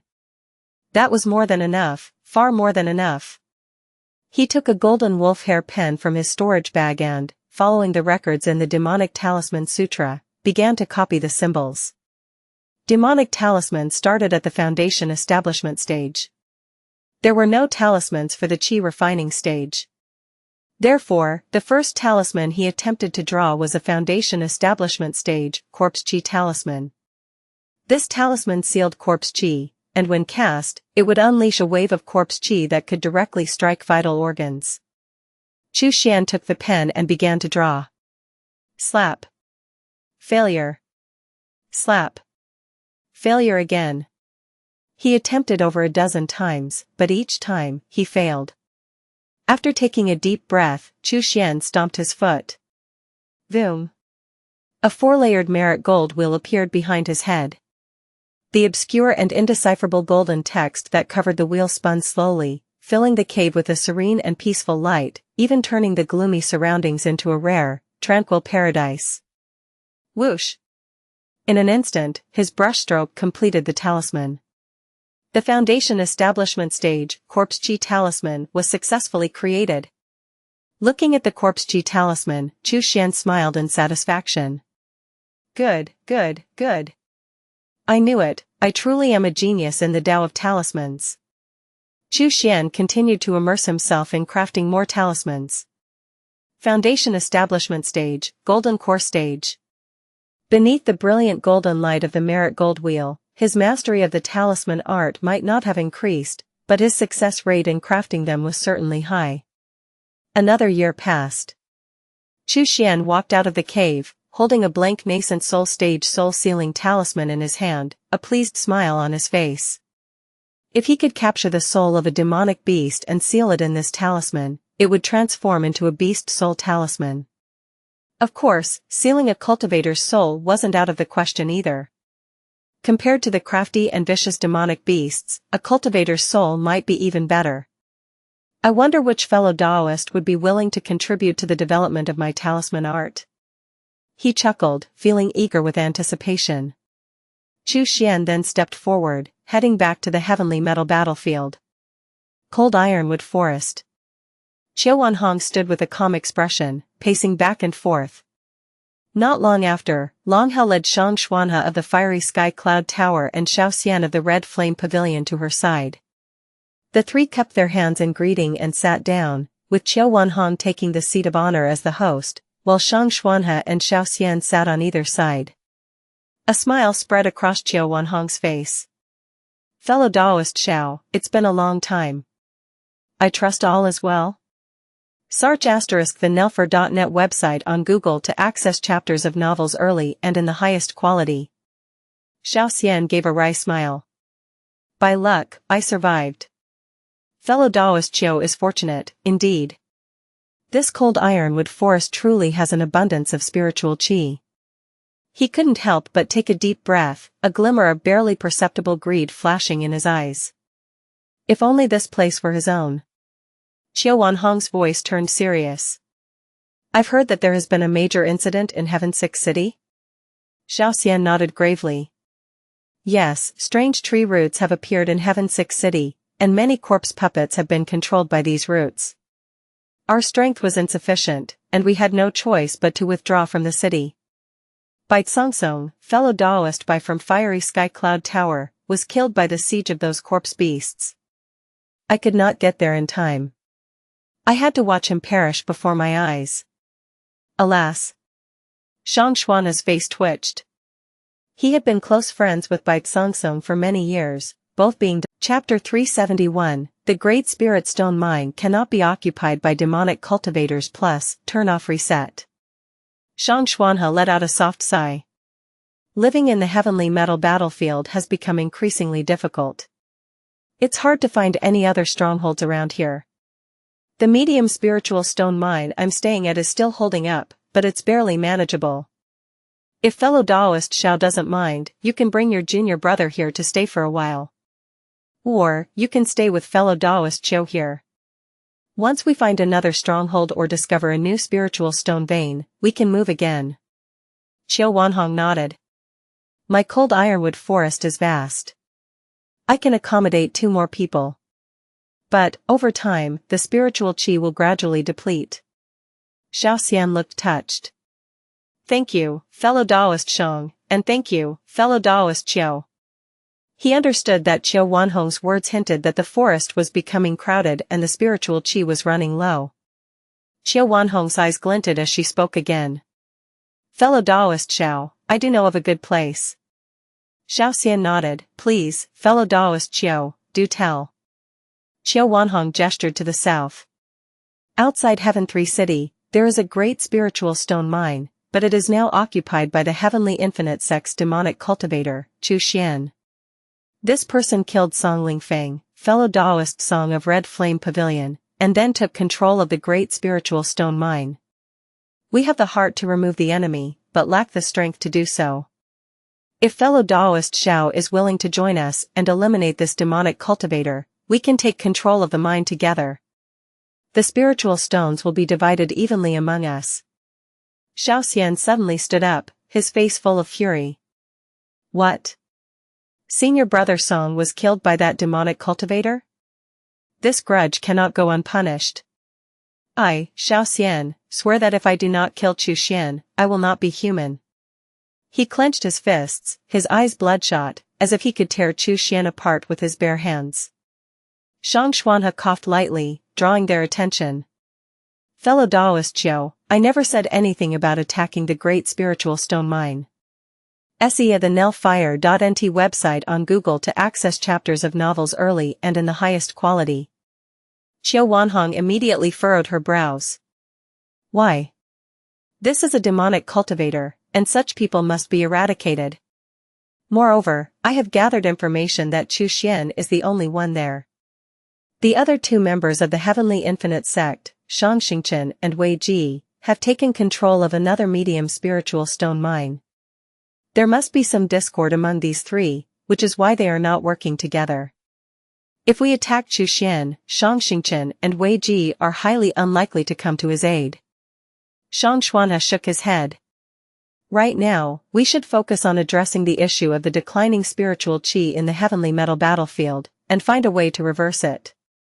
Though orthodox and demonic cultivators stand opposed, we must still make use of their strength. Endless fighting, what good does it do? Qiu Wanhong sneered. If you don't kill him, he will kill you. Shang Xuanhe sighed deeply. Fellow Taoist Qiu, fellow Taoist Xiao, I shall take my leave. He slowly rose and flicked his sleeves as he turned to leave, clearly feeling that there was no point in continuing the conversation. Qiu Wanhong watched his retreating figure, then snorted coldly. Turning back to Xiao Xian, her expression softened again, becoming friendly and warm. Qiu Wanhong smiled faintly. I can provide fellow Taoist Xiao with an early-stage nascent soul puppet beast. You can go and probe Chu Xian's strength first. Once we know more, we can decide on our next move. Xiaoxian subtly glanced at the departing Xianxia, seemingly deep in thought. Alright, then I and my junior brother will stay with fellow Daoist Qiu for a few days to rest and recover. Once our injuries are healed, we will go and test Chu Xian's strength. Ensure your favorite authors get the support they deserve. Read this novel on Royal Road. Qiu Wanhong nodded with a smile. Good. Meanwhile, Xianxia stepped out of the cold ironwood forest. Kong Jia was waiting for him outside. He asked, Senior brother, how did it go? Xianxia shook his head. Qiu Wanhong plans to join forces with us to attack the Great Spirit Stone Mine and eliminate Chu Xian of the Heavenly Infinite Sect. You've met Dong Qi that day, right? He's extremely powerful. Chu Xian was able to kill Song Lingfeng, drive back Dong Qi of the Falling Sun Demon Fortress, and Su Ju of the Corpse God Palace. He is no ordinary opponent. We should not get involved in this mess. Our priority is to find the source of the disappearing spiritual qi. Kong Jia nodded repeatedly. That day, he had spoken with Dong Qi from the Falling Sun Demon Fortress for only a few moments, but he could already sense that the man was unfathomable. It was better to have him as a friend than an enemy. With Xianxia now deciding against getting involved, Kong Jia's mind, which had been hanging by a thread, finally relaxed. Suddenly, he thought of another possibility and couldn't help but ask, but what if Chu Xian is not a match for fellow Daoist Qiu and fellow Daoist Xiao? Xianxia stroked his beard and spoke with righteous conviction. Then we shall eliminate the demon and defend the way. How can the Great Spirit Stone Mine be occupied by demonic cultivators? That is a wanton waste. Kong Jia clicked his tongue.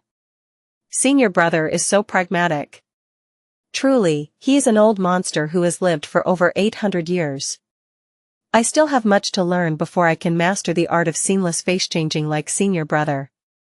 Chu Xian gazed at the roots of the trees that nearly enveloped the entire small hill, shaking his head in frustration. This place was the location of an array set up by the Reincarnation Divine Sect. The specific coordinates were information Chu Xian had received from Shangxingchen. After all, the heavenly metal battlefield was vast, and it was impossible to search for such a place like looking for a needle in a haystack. Chu Xian's approach was direct. Since it was the arrays scattered across the heavenly metal battlefield that had caused the spiritual qi here to dissipate, wouldn't destroying these arrays change the situation? He had previously tried to approach the array location outside Heaven 6 City, but there were more than a dozen nascent soul-level puppet beasts guarding the area. Moreover, it seemed that numerous nascent soul-level killing and illusionary arrays had been set up around the place. It was simply impossible to approach. He had no choice but to retreat. This seemed entirely reasonable. The Reincarnation Divine Sect had gone to great lengths to set up these arrays. How could they allow anyone to easily destroy them? Chu Xian had only reappeared now, estimating that the strength of others had likely decreased to some extent by this point. Yet, he still maintained the strength of the 8th level of nascent soul, allowing him to strike with a crushing force. This was why he had come to take a look. However, now it seemed there was no way forward. The array here had already been completely enveloped by roots. There wasn't even a tiny gap left. He had tried earlier, but it was impossibly hard. Nascent soul-level spells couldn't leave a single trace on the surface. It was likely that only someone with the power of deity transformation could damage the outer layer of the tree roots. But that would consume a huge amount of spiritual qi. Within the heavenly metal battlefield, there were only 2 deity transformation cultivators, Heavenly River True Master and Tian Mozi Daoist. Convincing them to take such a self-sacrificial action would likely be almost impossible. Chu Xian shook his head and turned to return to the Great Spirit Stone Mine. Since this array was like this, others must be the same. If destroying the arrays was impossible, he could only temporarily maintain the status quo. Something's happening? Chu Xian picked up the heart-linking stone hanging from his waist and noticed a new mark had appeared on it. He immediately headed to the agreed-upon location. Soon, he spotted Xianxia standing at the designated spot from a distance. However, he didn't approach immediately. Instead, he waited for quite some time. It wasn't until he used the spiritual sense secret method and confirmed there were no possible ambushes in the area that he finally made his appearance. The heart-linking stone was his communication method with Xianxia, but it could also be used by Xianxia to set a trap for him. Their cooperation was entirely based on an equal footing of strength. Though Xuan felt that Xianxia wouldn't turn on him so quickly, it was always wise to remain vigilant. Xianxia nodded slightly when he saw Xuan approach. "You've arrived?" Xuan nodded in return. "What's the matter?" Xianxia spoke in a low voice. "I've received some news. Someone is planning to make a move on you." Xuan raised an eyebrow. "Where did this information come from?" Xianxia chuckled lightly. "A righteous cultivator intends to join our demonic sect. He's come near Heaven 3 City and has temporarily joined the cold ironwood forest." Xuan immediately thought of Shimen Chongqing. After all, Shimen Chongqing had admitted personally that he had sold the information about Haniran, Luo Yan, Yang Feixiong, and others, and the demonic cultivator he had met with was precisely Xianxia. Xianxia continued, "This righteous cultivator's surname is Shimen, and he, along with Xiaoxian from the Red Flame Pavilion, came from Heaven 6 City to Heaven 3 City. Qiu Wanhong has repeatedly incited Xiaoxian to take action against your Great Spirit Stone Mine and even gifted him several puppet beasts." Xuan smiled slightly. "They want Xiaoxian to test my strength, don't they?" Xianxia smiled in return. However, Xiaoxian has clearly become quite complacent and is refusing to leave the cold ironwood forest. But Qiu Wanhong's junior brother Long Hao has grown impatient.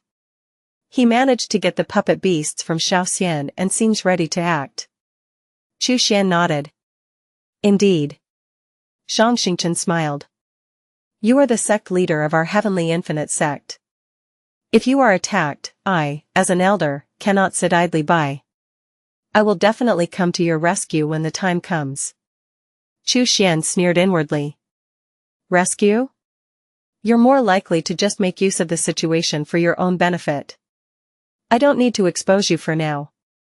Xianxia smiled innocently. "By the way, I've managed to acquire a number of evil pills. I wonder if fellow Taoist Chu would be willing to exchange some great spirit stones for them?" Xuan perked up.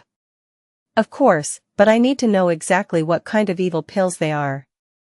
Xianxia casually tapped his storage bag. 3 pills flew out, hovering between the two of them. Great Soul Spirit Pills, a top-tier nascent soul-level pill. Made primarily from souls and several other medicinal ingredients, it can enhance the soul. 2 Great Spirit Stones per pill. Boiling Blood True Pill, a high-grade nascent soul pill. It forces the body's vitality and flesh to be converted into spiritual qi and can temporarily increase the power of spells. 1 Great Spirit Stone per pill. Focus Spirit Pill, a low-grade nascent soul pill. It calms the mind and helps a cultivator to comprehend secret techniques and martial arts. 20 Medium Spirit Stones per pill. Xianxia smiled. "I have a fair amount of these 3 types of pills, with the Focus Spirit Pill being the most abundant. How many would you like, fellow Taoist Chu?" Xuan was immediately intrigued. "Let me try 3 of each. By the way, do you have the recipe for the Great Soul Spirit Pill?" Xianxia immediately shook his head. "No, I don't have the recipe. I only happened to find the body of an ancient cultivator, and from that, I managed to obtain a few pills. Unauthorized use. This story is on Amazon without permission from the author. Report any sightings. Search * the novel, ir.nt website on Google to access chapters of novels early and in the highest quality." Xuan gave a smile that wasn't quite a smile, nodding slightly. Xianxia looked confused. "Does fellow Taoist Chu not believe me?" Xuan nodded. I believe you. Xuan swept his spiritual sense across the items, counting the spirit stones before casually tossing the storage bag towards Xianxia. As before, Xianxia did not touch it directly. Instead, he put on a pair of white silk gloves, and only then did he carefully accept the bag. These gloves were custom-made by him, specifically for handling Xuan's items, in case there was any poison or wormcraft hidden within. That's all. Xuan waved his hand and turned to leave. Xianxia stared at his retreating figure and couldn't help but shake his head. He saw through it after all. Sigh, I'm really lacking in spirit stones. I had no choice but to reveal some of my trump cards. Hopefully, he won't keep fixating on me. Without lingering, he quickly left the area. On the other side, Xuan stroked his chin, deep in thought. These 3 pills are all crucial, especially the Great Soul Spirit pill. If I can get the formula, with the immense resources of Soul Star, I could mass-produce them. Xianxia is probably in possession of the formula. I'll have to find an opportunity to make him spill the recipe. As night fell, the heavenly metal battlefield was draped in a heavy silence. The surroundings became eerily quiet, and the cultivators grew even more vigilant. For them, the arrival of night meant one thing: the ancient beasts would soon emerge from their hiding places. To the ancient beasts, the scent of cultivators was like a glowing beacon in the dark. The more cultivators gathered in one place, the greater the chance of attracting a large number of these creatures. Almost every outpost would suffer from these beasts' attacks, and Xuan's Great Spirit Stone Mine, the Medium Spiritual Stone Mine, and the Metal Mines were no exceptions. However, Xuan had long been prepared. Every outpost had an ample number of corpse puppets and ghosts stationed as guards. Furthermore, the number of ancient beasts attempting to attack his locations was relatively small, so there had never been any major incidents. Yet, tonight would not be peaceful. Because in addition to over 1,000 ancient beasts, 3 figures were quietly making their way toward the Great Spirit Stone Mine, hidden by the cover of night. At the forefront was Longhao from Crazy Dragon Valley, followed by 2 other nascent soul cultivators from the same sect. Longhao gazed at the massive Great Spirit Stone Mine beneath the night sky, which seemed like a sleeping giant, and a cold smile appeared on his face. His 2 companions looked uneasy. Senior brother Long, this man killed Song Lingfeng, forced Dong Qi and Su Ju to retreat. His strength must be formidable. He's also been occupying this Great Spirit Stone Mine, so he's certainly not lacking in spirit stones. Can the 3 of us really be his match? Longhao let out a hearty laugh. What's there to be afraid of? We're just here to test his strength, not to engage him in a fight. The Great Spirit Stone Mine has been plundered several times by both the righteous and demonic factions. The spirit stones there are almost depleted. Besides, he's been occupying several mines, so he must have spread his puppets around. These puppets require large amounts of spirit stones for daily operation. His strength must have diminished to some extent. Longhao paused for a moment, then continued, also, Xian from the Red Flame Pavilion promised me he would come after me. He should be here soon. He still retains his nascent soul stage early strength and has several nascent soul puppets in his possession. We outnumber him. If we can't win, we can always escape. The 2 companions immediately looked relieved. Senior brother Long is always thinking ahead. With Xian from the Red Flame Pavilion backing us up, we have nothing to fear. However, the 3 waited, and waited some more. The ancient beasts came in wave after wave, yet Xian never appeared. This is strange. Why hasn't Xian arrived? Longhao furrowed his brow. Xuan killed Song Lingfeng of the Red Flame Pavilion. When senior sister Qiao mentioned this, Xian was furious, almost foaming at the mouth.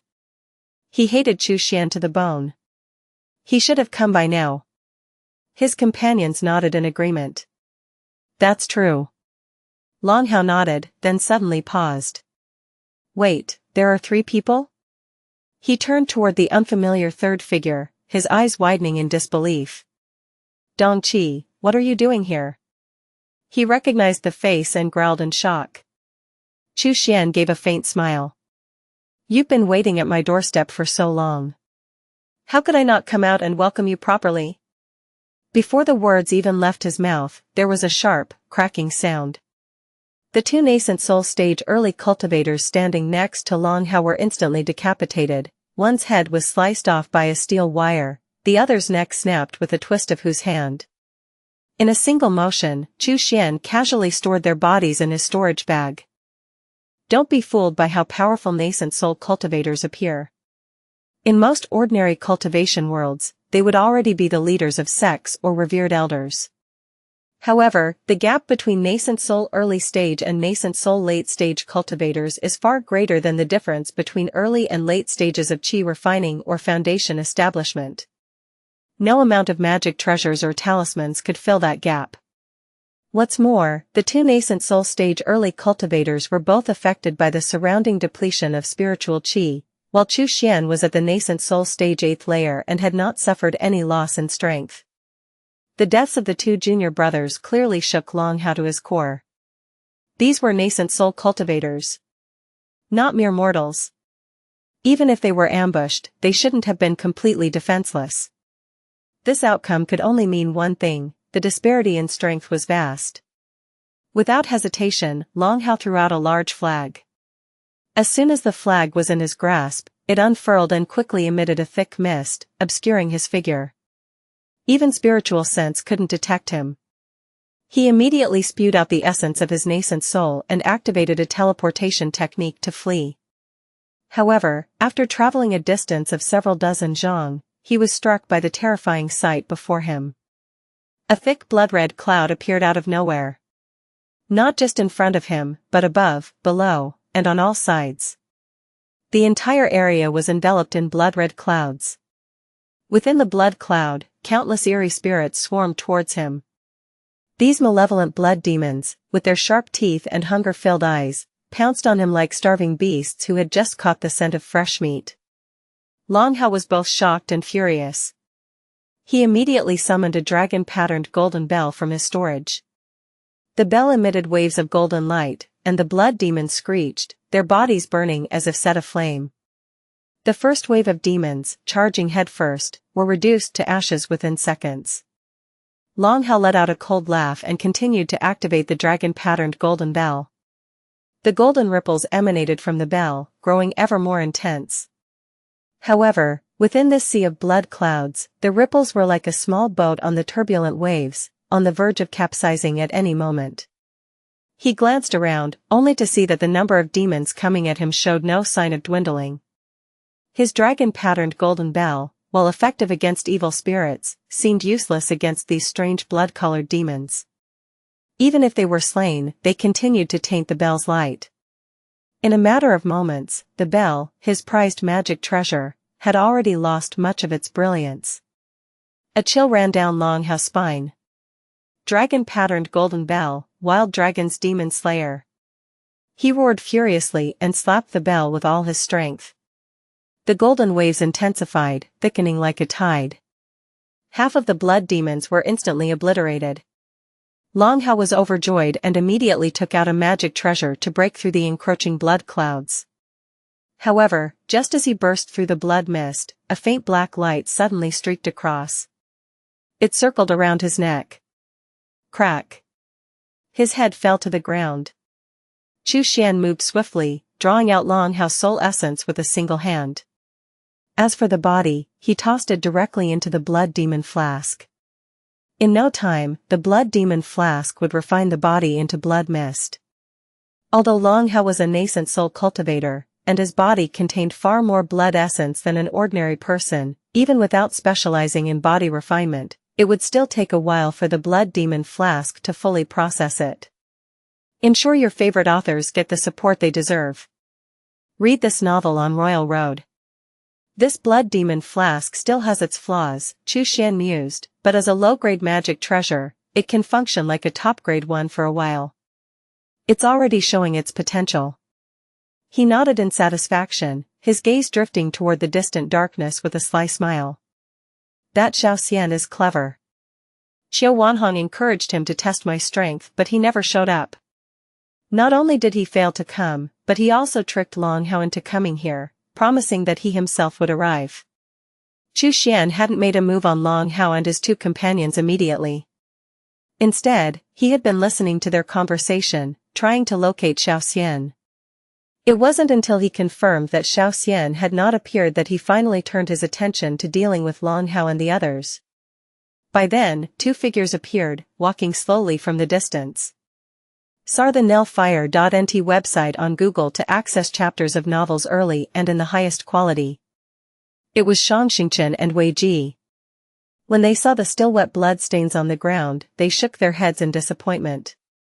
It seems we're late, Wei Ji sighed, such a pity. Didn't manage to help fellow Daoist Chu, we are deeply ashamed, Xianxia sighed even more deeply. Wei Ji twitched his mouth. Is that shame, he thought. No, you're just coveting his spoils of war. I'm honestly embarrassed for you. Chu Xian chuckled, no worries, there will be plenty more opportunities. Xianxia smiled and nodded, I understand. The two of them returned the way they came. Chu Xian also went back to the Great Spirit Stone Mine. Cold Ironwood Forest. Qiu Wanhong stared at the shattered life token, her face turning ashen. Inside the token was a drop of Long Hao's blood. This meant Long Hao was dead. After questioning several of Crazy Dragon Valley's foundation establishment cultivators, Qiu Wanhong's expression darkened further. How is this possible? She fumed. Xiaoxian swiftly approached Qiu Wanhong, his expression full of concern. Fellow Daoist Qiu, what happened? I noticed that Crazy Dragon Valley's foundation establishment cultivators seem unsettled. Suppressing her rage, Qiu Wanhong explained the situation to Xiaoxian. Xiaoxian's face turned pale with shock. How could this be? Fellow Daoist Long Hao was too greedy for merit, rushing in recklessly. How dare he provoke that Chu Xian? Qiu Wanhong gritted her teeth. This damn Chu Xian. He killed your sex Song Lingfang, and now he's killed Crazy Dragon Valley's junior brother Long. Before leaving, the Valley Master entrusted Long Hao to me. If I failed to return him to Crazy Dragon Valley, how could I face the Valley Master again? Xiaoxian's eyes turned red, and he shot to his feet, filled with rage. I am willing to avenge fellow Daoist Qiu. This fiend killed senior brother Song from Red Flame Pavilion. We cannot let him live. I've been preparing in the shadows. We will strike from two directions, surrounding him on all sides. We will surely eliminate that Chu Xian. He cupped his hands.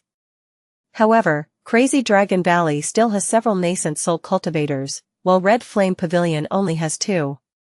The only person who can assist me now is fellow Daoist Shiman from Majestic Sword Sect. I ask senior sister Qiu to lend me a hand. Qiu Wanhong understood his intention. Her anger was rising, and she could almost taste Chu Xian's flesh in her mind. Some thoughts eluded her for the moment. Qiu Wanhong slapped her storage bag and immediately took out a nascent soul early-stage puppet beast along with 10 golden core late-stage puppet beasts. Fellow Daoist Xiao, I'll temporarily lend you these puppet beasts. While I draw Chu Xian's attention, you will strike together, swiftly breaking the mine's formation. Once we do, we will share the Great Spirit Stone Mine equally. There will be no shortage of spirit stones for you. Xiaoxian stood with a solemn expression. Since fellow Daoist Qiu places such trust in me, I will give my all to this. I will definitely slay Chu Xian. To avenge senior brother Song, and to repay Crazy Dragon Valley's debt for fellow Daoist Long. With that, he immediately gathered his forces and set off in the dead of night, leaving the cold ironwood forest. Qiu Wanhong barked a command. All cultivators of Crazy Dragon Valley, listen to my orders. Foundation establishment cultivators will stay in the forest, using the puppet beasts to guard it. No one is to enter. We will head to the Great Spirit Stone Mine, kill Chu Xian, and avenge junior brother Long. Before long, Qiu Wanhong led the remaining 4 nascent soul cultivators toward the Great Spirit Stone Mine. However, not long after they departed, Xiaoxian, Shiman Chongqing, and another nascent soul cultivator from Red Flame Pavilion sneaked back to the entrance of the cold ironwood forest under the cover of night. Xiaoxian gazed at the forest, a smug smile spreading across his face. Compared to that hard-to-take Great Spirit Stone Mine, he mused, this easily obtainable cold ironwood forest suits me much better. Chapter 374, put on a show of weakness plus, turn off reset. Shiman Chongqing smiled. Fellow Daoist Xiao, your move was brilliant. Qiu Wanhong took her people directly to find Chu Xian. She never expected we would turn back halfway and return to the cold ironwood forest. Xiao Xian laughed heartily. Qiu Wanhong isn't stupid, just blinded by her rage. She couldn't see through it in the heat of the moment. We'll quickly take over this cold ironwood forest, and from now on, it will be ours. Shiman Chongqing added, but there's a formation set up by Qiu Wanhong in this place.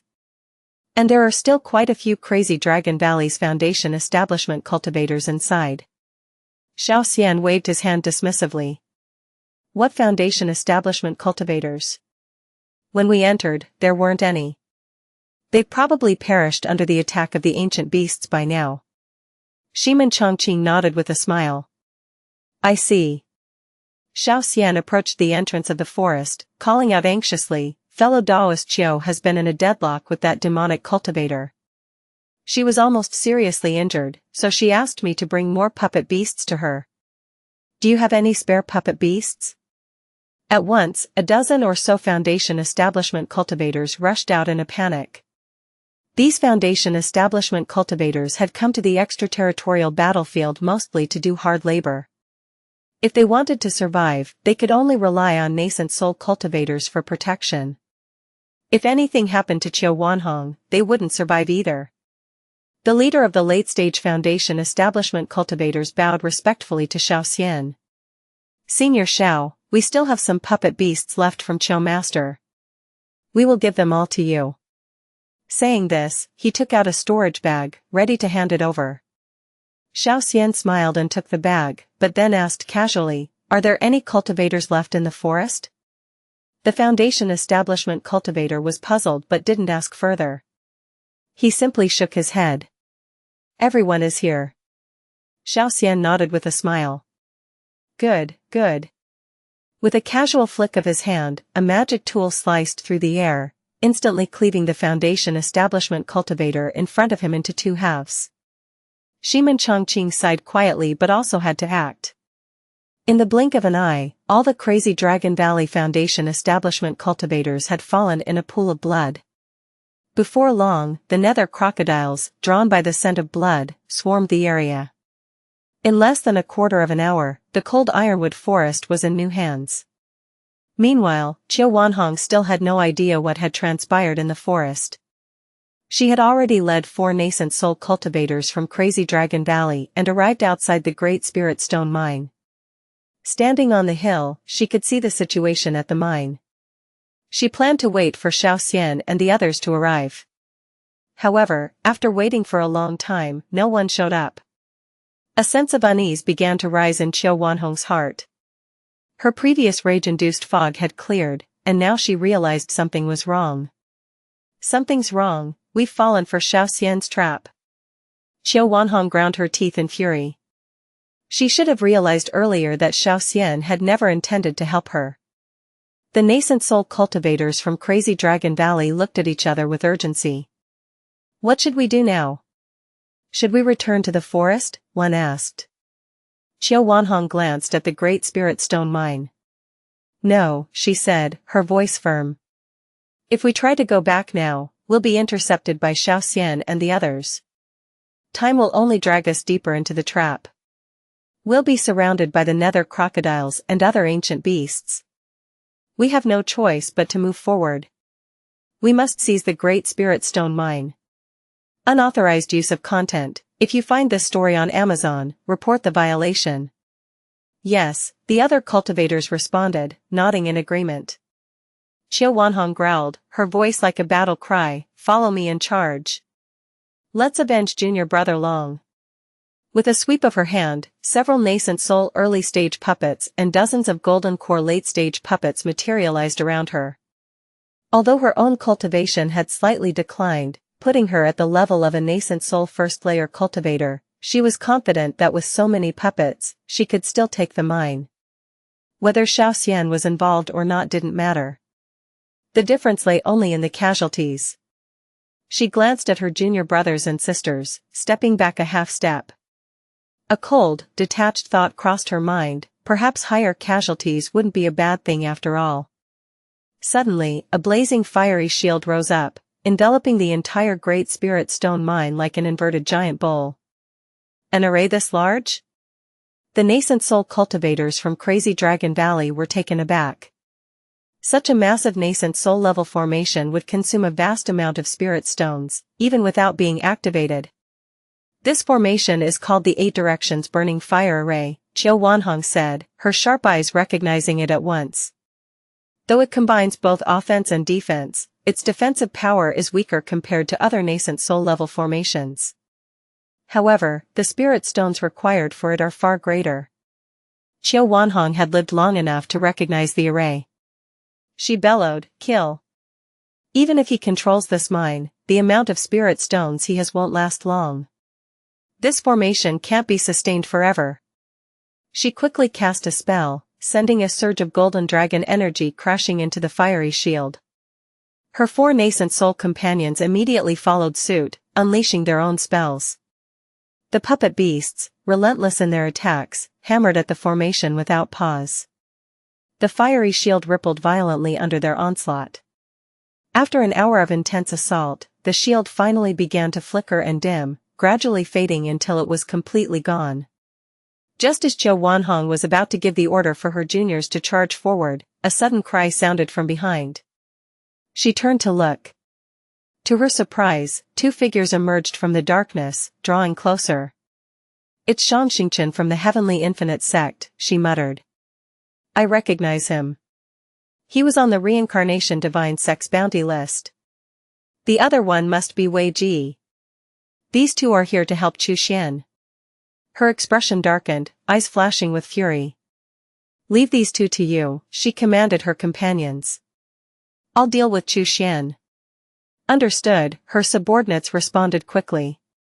The four nascent soul cultivators from Crazy Dragon Valley immediately charged toward Xianxia and Wei Ji, their movements swift and calculated. Qiu Wanhong, with a wave of her hand, summoned all her puppets and stormed into the Great Spirit Stone mine. Xianxia couldn't help but shake his head. Wei Ji whispered, "Shouldn't we lend a hand to fellow Daoist Chu?" Search the novelfire.net website on Google to access chapters of novels early and in the highest quality. Xianxia smiled lightly. "No need. He's just playing a part." Wei Ji blinked in confusion. "Playing a part?" Xianxia chuckled softly. "You still don't quite understand Chu Xian. If he wasn't pretending to be weak, do you think Qiu Wanhong would charge into the mine?" Wei Ji's spine instantly stiffened.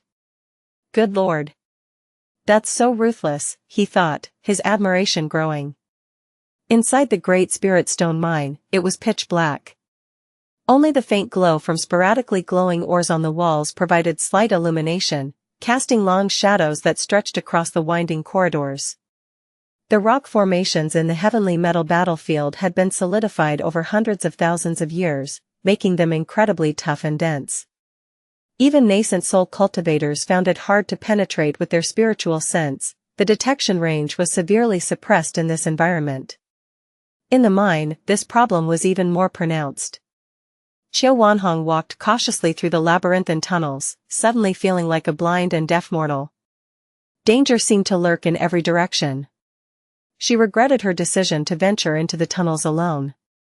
But there was no turning back now. If she couldn't seize the Great Spirit Stone mine, she'd have no way to return to the cold ironwood forest. It was now a fight to the death. "Devil, show yourself!" Qiu Wanhong hissed, her voice cold and venomous. She quickly performed a sealing gesture, causing two small shields to appear beside her, ever vigilant for any strange movement. Just then, a mocking laugh echoed through the corridor ahead. "Come out because you tell me to? Wouldn't that be terribly embarrassing for me?" A shadow flashed quickly past her, almost too fast to track. Without hesitation, Qiu Wanhong quickened her pace, charging toward the sound. She sent a powerful spell hurtling forward, yet when she reached the spot, there was nothing. The passage was empty, silent. Qiu Wanhong's expression shifted slightly as she quickly turned and unleashed her dragon energy toward the rear. Her battle experience told her that when an enemy deliberately set up false fronts, it was a clear sign they were planning to launch a surprise attack from behind. However, to her dismay, her surroundings remained empty. The dragon energy she had built up with such intensity slammed into the rock wall, only dislodging some stone debris. Her face turned an ashen gray. Once again, I've fallen into his trap. With no other choice, Xuan summoned all her puppets to cover her back while she pressed forward, still wary of a surprise attack.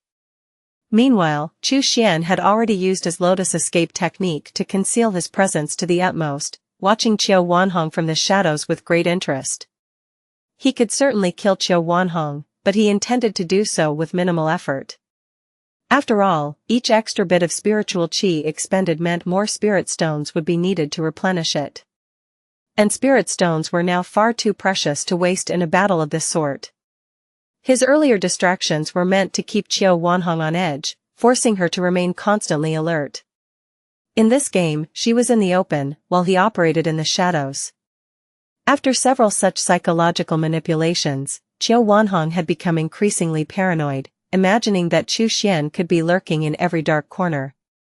The flickering shadows cast by the faint light from the ore seemed like sinister, ravenous demonic beasts, ready to pounce at any moment. It's time. Chu Xian summoned the Sky Corpse Tower and the Umbra Shield.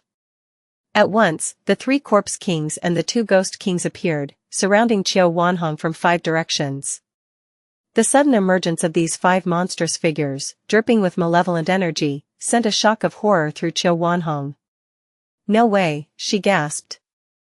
In the current environment, with spiritual qi at an all-time low, cultivators from the Heavenly Corpse Palace had suffered a severe decline in strength as their corpse puppets were increasingly rebellious and dangerous.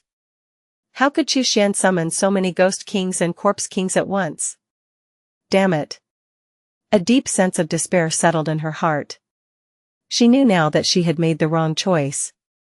Devil, even if I die, I will still avenge my junior brother. With a roar, her eyes filled with rage and sorrow. All the puppet beasts charged toward the Ghost Kings and Corpse Kings without hesitation. Not caring for the exhaustion of her spiritual qi, she cast 8 waves of dragon energy in rapid succession. The powerful dragon energy surged forth, violently shaking the rock walls. Stones rained down, and dust filled the air, swirling through the mine passage like a storm. Xianxia the Novel Fire. Net website on Google to access chapters of novels early and in the highest quality. Xuan swiftly cast her escape technique, using the cover of the smoke and dust to rapidly retreat down the path she had come from. At this point, she had abandoned any hope of defeating her opponent. Her only goal now was to escape, to survive. However, just as she thought she was about to break free from the chaos and debris, she found herself stepping right into a swirling sea of blood clouds. The blood clouds completely enveloped the entire mine passage, further suppressing her spiritual sense, making it nearly impossible to tell direction from disorientation. In the blink of an eye, she had lost track of front, back, left, or right. Xuan was both shocked and furious. She immediately recognized this for what it was, the blood cloud of the blood demon flask. Damn it. She cursed as she fought to suppress her panic. Aren't you a cultivator of the Heavenly Infinite Sect? When did you also master the Great Transformation Blood Demon True Art? This story originates from Royal Road. Ensure the author gets the support they deserve by reading it there. With a roar, she unleashed golden dragon energy, desperately trying to fend off the oncoming tidal wave of blood demons. Her 2 magic shields also flared with golden light, striking out with each pulse to burn and scatter the blood demons. Every time a wave of energy surged forth, dozens of blood demons screamed, their bodies igniting in flames. But as time passed, even her magic shields, which were once so bright and sturdy, began to show signs of fatigue. The blood clouds gradually tainted them, dimming their glow. Outside, Chu Xian stood with his arms crossed, watching the scene unfold. The blood cloud from the blood demon flask was relentless in its consumption of energy. If it ever ran low, he could always replenish it through zombies from Blue Star, saving his spiritual qi for other uses. After all, using this method to trap Qiu Wanhong was far more efficient than direct confrontation. Still, Chu Xian suspected that Qiu Wanhong wasn't done yet. Despite her current weakness, she was still a nascent soul cultivator from the Mad Dragon Valley. If she fell so easily, it would suggest that the nascent soul cultivators of the valley were seriously lacking. Qiu Wanhong, seeing the blood cloud spread in all directions, gritted her teeth and drew a talisman from her storage bag. Pouring her spiritual qi into the talisman, it immediately flared with blinding light. Golden flames erupted from it, incinerating the surrounding blood demons. Even the blood clouds began to retreat, the nauseating smell of burning flesh filling the air. Golden flame talisman? Chu Xian murmured, his eyes narrowing. This talisman is specifically designed to counter the blood clouds of the heavenly blood sect. It's clear that Qiu Wanhong was waiting until now to use it. He nodded slightly. Having cultivated the great transformation blood demon true art, he was well aware of what could counter the blood cloud. The golden flame talisman was a creation by a talisman master from Crazy Dragon Valley, specially designed to deal with this very threat. It could not only burn away the blood cloud but also suppress any spell used by blood path cultivators. It was incredibly effective, though it required rare materials, which made it difficult to craft. Even a nascent soul cultivator might not be able to get their hands on one. For Qiu Wanhong to possess it was entirely understandable. As the golden flame talisman burned through the blood clouds, they dissipated entirely. In that instant, Qiu Wanhong regained clarity. She immediately saw the path ahead and activated her escape technique once more, charging forward with renewed urgency. Though the mind tunnel sprawled out in every direction, like a labyrinth, for a nascent soul cultivator whose soul had been tempered through the nascent soul heavenly tribulation, having a photographic memory was one of the most basic abilities. All she needed to do was retrace her steps, and she could escape with ease. However, once again, reality played a cruel joke on Qiu Wanhong. Just as she took a step forward, she realized, to her horror, that she had fallen right into a formation. Within the boundaries of the formation, spiritual qi was thrown into complete disorder, twisted and reversed in an unnatural way. The cycles of the 5 elements, their mutual promotion and restraint, were in utter chaos, and in this confined space, the elements could not harmonize. Without knowing the nature of the formation, it would be impossible to break free. Qiu Wanhong tried to activate her usual protective spells, but their power was feeble, barely sufficient to form a small golden shield barely the size of a palm, and that took up an enormous amount of spiritual qi. "What kind of formation is this?" she exclaimed, her voice filled with panic and anger. Outside, Chu Xian smiled faintly, a sense of calm confidence radiating from him. "This formation is called the Reverse Chaos Formation," he explained. "I acquired it when I killed Zhao Kai of the Feather Transformation Heaven Palace. This formation had a small radius of only about 10 zhang, but it was quick to set up and had tremendous lethality." Qiu Wanhong clearly had never encountered such a formation before, and as a result, she was completely thrown into disarray. "Time to move," Chu Xian murmured softly. In the next instant, the evil soul chain, like a massive black serpent, shot through the air, locking around her tightly. Before she could react, the chain had wrapped around her body, and the sound of her bones cracking and internal organs bursting filled the air. Qiu Wanhong spat out several mouthfuls of blood, mixed with pieces of her own internal organs. She was filled with terror and despair. "No, spare me. Please, spare my life," she cried out desperately. "I am willing to do anything." The evil soul chain paused, halting its deadly tightening. A figure appeared before her, and her heart sank as she saw the face. She recognized it immediately. It was Chu Xian, the one she had believed to be Dong Qi of the Falling Sun Demon Fortress. You're not Dong Qi, you're Chu Xian," she gasped, her face full of disbelief. Chu Xian smiled calmly, unbothered by her shock. "You just said you'd do anything, didn't you?" he asked, his tone casual. Qiu Wanhong nodded quickly, her voice trembling. "Yes, we can form a master-servant contract, as long as you spare my life." In her heart, she was already scheming. Chapter 376, Quick Hands Win. slow hands lose plus, turn off reset. This soul is excellent, pure, and solid. It's perfect for sealing into a demonic talisman. Xuan nodded in satisfaction, casually tossing the soul into the sky-shielding umbrella for safekeeping.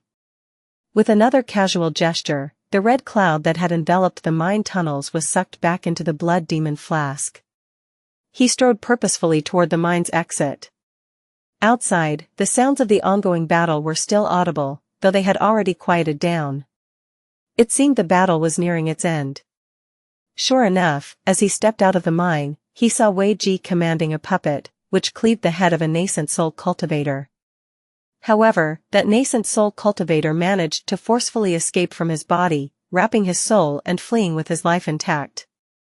The other three had already fallen to the ground.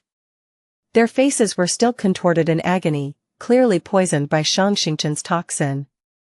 It seems fellow Daoist Chu is done as well, Xianxia said, folding his white silk gloves with a smile. Wei Ji, breathing heavily as he regained his spiritual qi, noticed Xuan standing unscathed, his face calm and steady as if nothing had happened. Admiration flickered in his eyes. Xuan, on the other hand, felt a tinge of regret. Xianxia and Wei Ji, fighting 2 against 4, had taken down their enemies effortlessly. He had planned to put Xianxia in a dangerous position and force him to reveal the formula for the Great Soul Spirit Pill, but it seemed that opportunity was lost. Well, I'll have to find another chance, he thought with a sigh. This battle should make quite a name for us in the heavenly metal battlefield, Wei Ji said, his voice grave.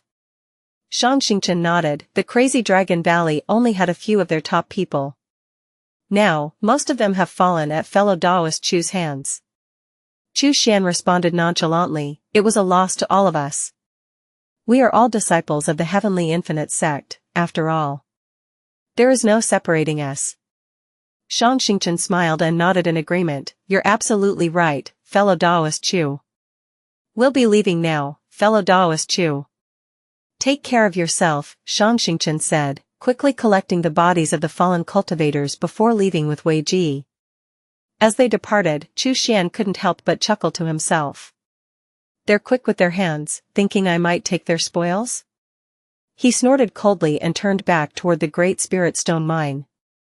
Meanwhile, as they walked away, Wei Ji muttered, good thing you were quick, or he might have taken them from us. Xianxia chuckled softly. When dealing with Xuan, quick hands always win. I knew that from the start. Wei Ji nodded in deep agreement.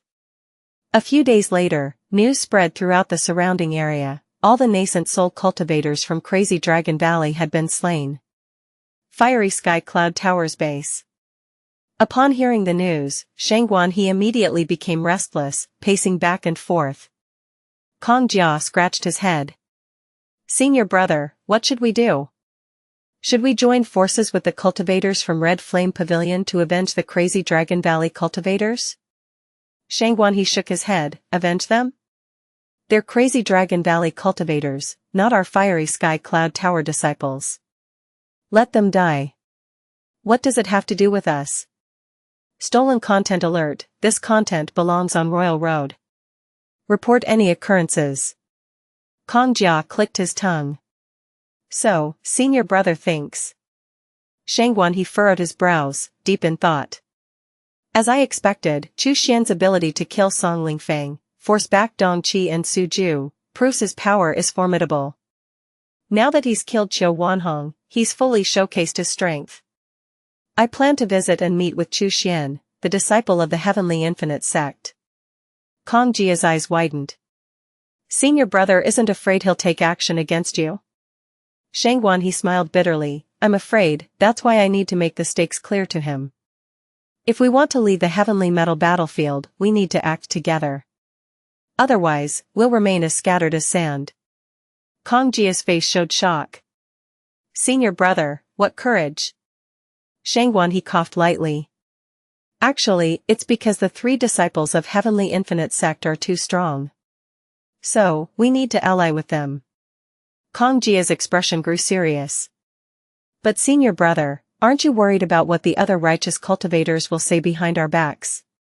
Xianxia the novel, ir.net website on Google to access chapters of novels early and in the highest quality.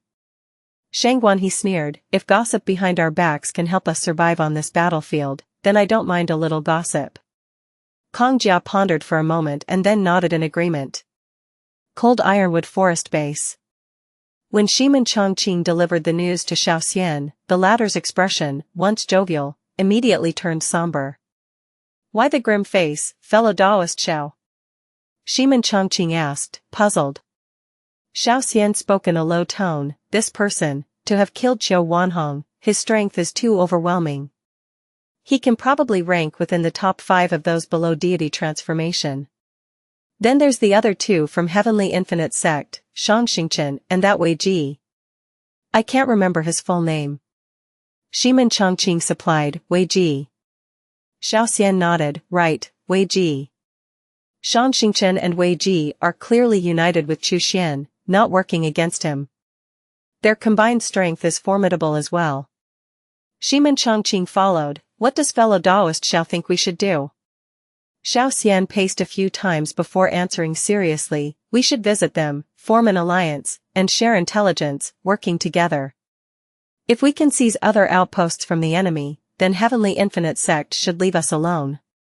Shimen Chongqing clapped his hands. That makes sense. But what will the other righteous cultivators think of this, he added with concern. Xian sneered, I'm sure they're all worried about it. Still clinging to the idea of keeping to the so-called righteous Tao. But in a place like the heavenly metal battlefield, those who still differentiate between the righteous and the demonic are probably the ones with issues. Shimen Chongqing chuckled but said nothing. Similar scenes played out across other outposts. Righteous cultivators were mostly anxious, sensing that the balance of power was shifting. Their concern stemmed from a deep-seated fear of being caught in the crossfire of the Heavenly Infinite Sect's growing influence. Demonic cultivators, on the other hand, weren't overly rejoicing. Heavenly Infinite Sect's strength was undeniable, and they too understood that such power would eventually affect them. Nonetheless, despite their unease, the Falling Sun Demon Fortress and Heavenly Corpse Palace sent emissaries to deliver gifts and convey their respect. After all, no one wanted to offend such a formidable figure as Xian. Outside the Great Spirit Stone Mine, Shangguan He and Jia stood quietly. Jia scratched his head. Senior brother, do you think he will let us in? Shangguan He shook his head. Even if he lets us in, we won't be able to enter. It's his domain inside. We wait here, he added simply. Jia nodded repeatedly, understanding the situation. Soon, Xian strode out with confidence. Jia's face showed clear surprise. Dongqi? Xian smiled. Greetings, fellow Taoists. Xian of the Heavenly Infinite Sect, a pleasure to meet you. Shangguan He was also taken aback but, being experienced, he quickly grasped the situation. He couldn't help but laugh bitterly. I didn't expect that we had already met. Fellow Taoist Chu, a pleasure. Jia's expression shifted dramatically as he looked at Xian. The idea of sincerity and trustworthiness, none of it was real. Shangguan He casually gestured, and a golden core early-stage puppet emerged, holding a jade box with both hands. Fellow Taoist Chu, this is a small token from Fiery Sky Cloud Tower. Please, accept it. Xian smiled, raising an eyebrow. Oh? No reward without effort. Why does fellow Taoist Shangguan want to send me a gift? Shangguan He smiled back. Our Fiery Sky Cloud Tower wishes to form an alliance with the Heavenly Infinite Sect. This is a small token I have prepared. Even if Sect Master Chu does not wish to form an alliance, the gift has already been given. Let this serve as a gesture of goodwill. Xian waved his hand casually, and Hu shot out from behind him, swiftly taking the jade box. It opened, revealing 2 jade bottles inside. Black Dragon Pills, 10 of them. Soul Spirit Pills, 10 of them. Please, fellow Taoist Chu, don't refuse. Shangguan He smiled, watching closely. Chapter 377, I was just joking, and you actually believed it? plus, turn off reset. Xuan raised an eyebrow immediately. If these pills were presented outside, their value wouldn't be too high. Indeed, it could be considered a mere token of goodwill. However, within the heavenly metal battlefield, these pills were practically hard currency. Especially the Black Dragon pills, which helped nascent soul cultivators recover spiritual chi. In the current battlefield, these were akin to a life-saving trump card for every cultivator. During a fight, having one more Black Dragon pill meant an extra boost in spiritual chi, potentially allowing a cultivator to cast one more spell, which could turn the tide of the battle. Given this, it was clear that Xuan he was offering this gift with true sincerity. Xuan smiled and casually accepted the pills. Fellow Taoist Xuan, no need to be so modest. This is no small gift, this is a great gift indeed. If fellow Taoist Xuan wishes to form an alliance, I see no reason to decline. At present, the heavenly metal battlefield has become a place like this. Whether it's the righteous path or the demonic path, we're all trapped in the same cage. We can keep fighting amongst ourselves, but in the end, none of us will escape this prison. Only through unity and true cooperation can we hope to escape. Xuan he instantly showed an expression of relief, as though he'd found a kindred spirit. I'm glad to hear fellow Taoist Chu say that. It truly brings me great comfort. Earlier, Qiu Wanhong wanted to join forces with us to attack the Great Spirit Stone Mine. I made it clear what the stakes were, but unfortunately, Qiu Wanhong wouldn't listen and brought about her own demise. Sigh. Xuan he paused, then continued, in the future, if Fiery Sky Cloud Tower comes across any information, we will make sure to inform Heavenly Infinite Sect first.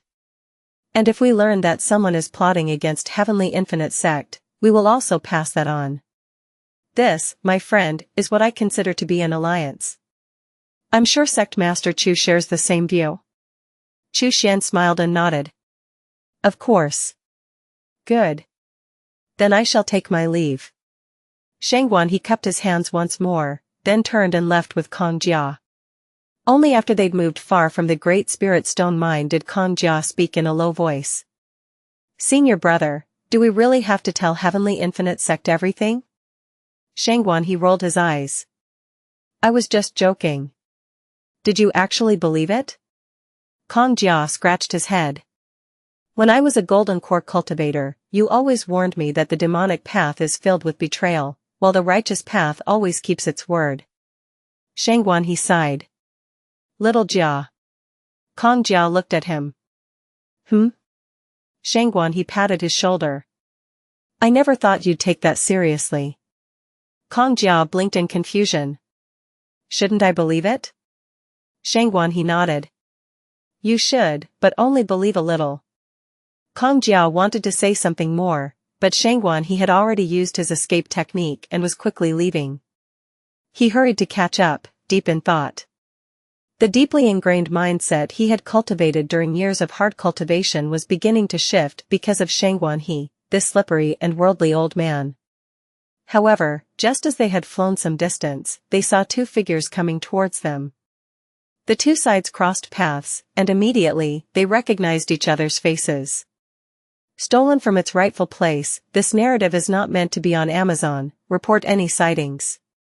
Xuan he greeted them with a polite smile. Ah, it's fellow Taoist Xiao from Red Flame Pavilion, what a pleasant surprise. That night, not only did Xuan kill Qiu Wanhong and the others, but Cold Ironwood Forest had also been seized by Xiaoxian. Naturally, Xuan he knew about this too. Xiaoxian hadn't expected to run into Xuan he, but he didn't appear embarrassed. Instead, he casually cupped his hands. Pleasure to meet you. Where's fellow Taoist Xuan coming from? Looking at the direction, it seems like you were near the Great Spirit Stone Mine, which is controlled by those demonic cultivators. Xuan he snorted coldly. Demonic Tao must be eradicated by all. I had an old connection with fellow Taoist Qiu. When fellow Taoist Qiu died at the hands of that demonic fiend, I was furious.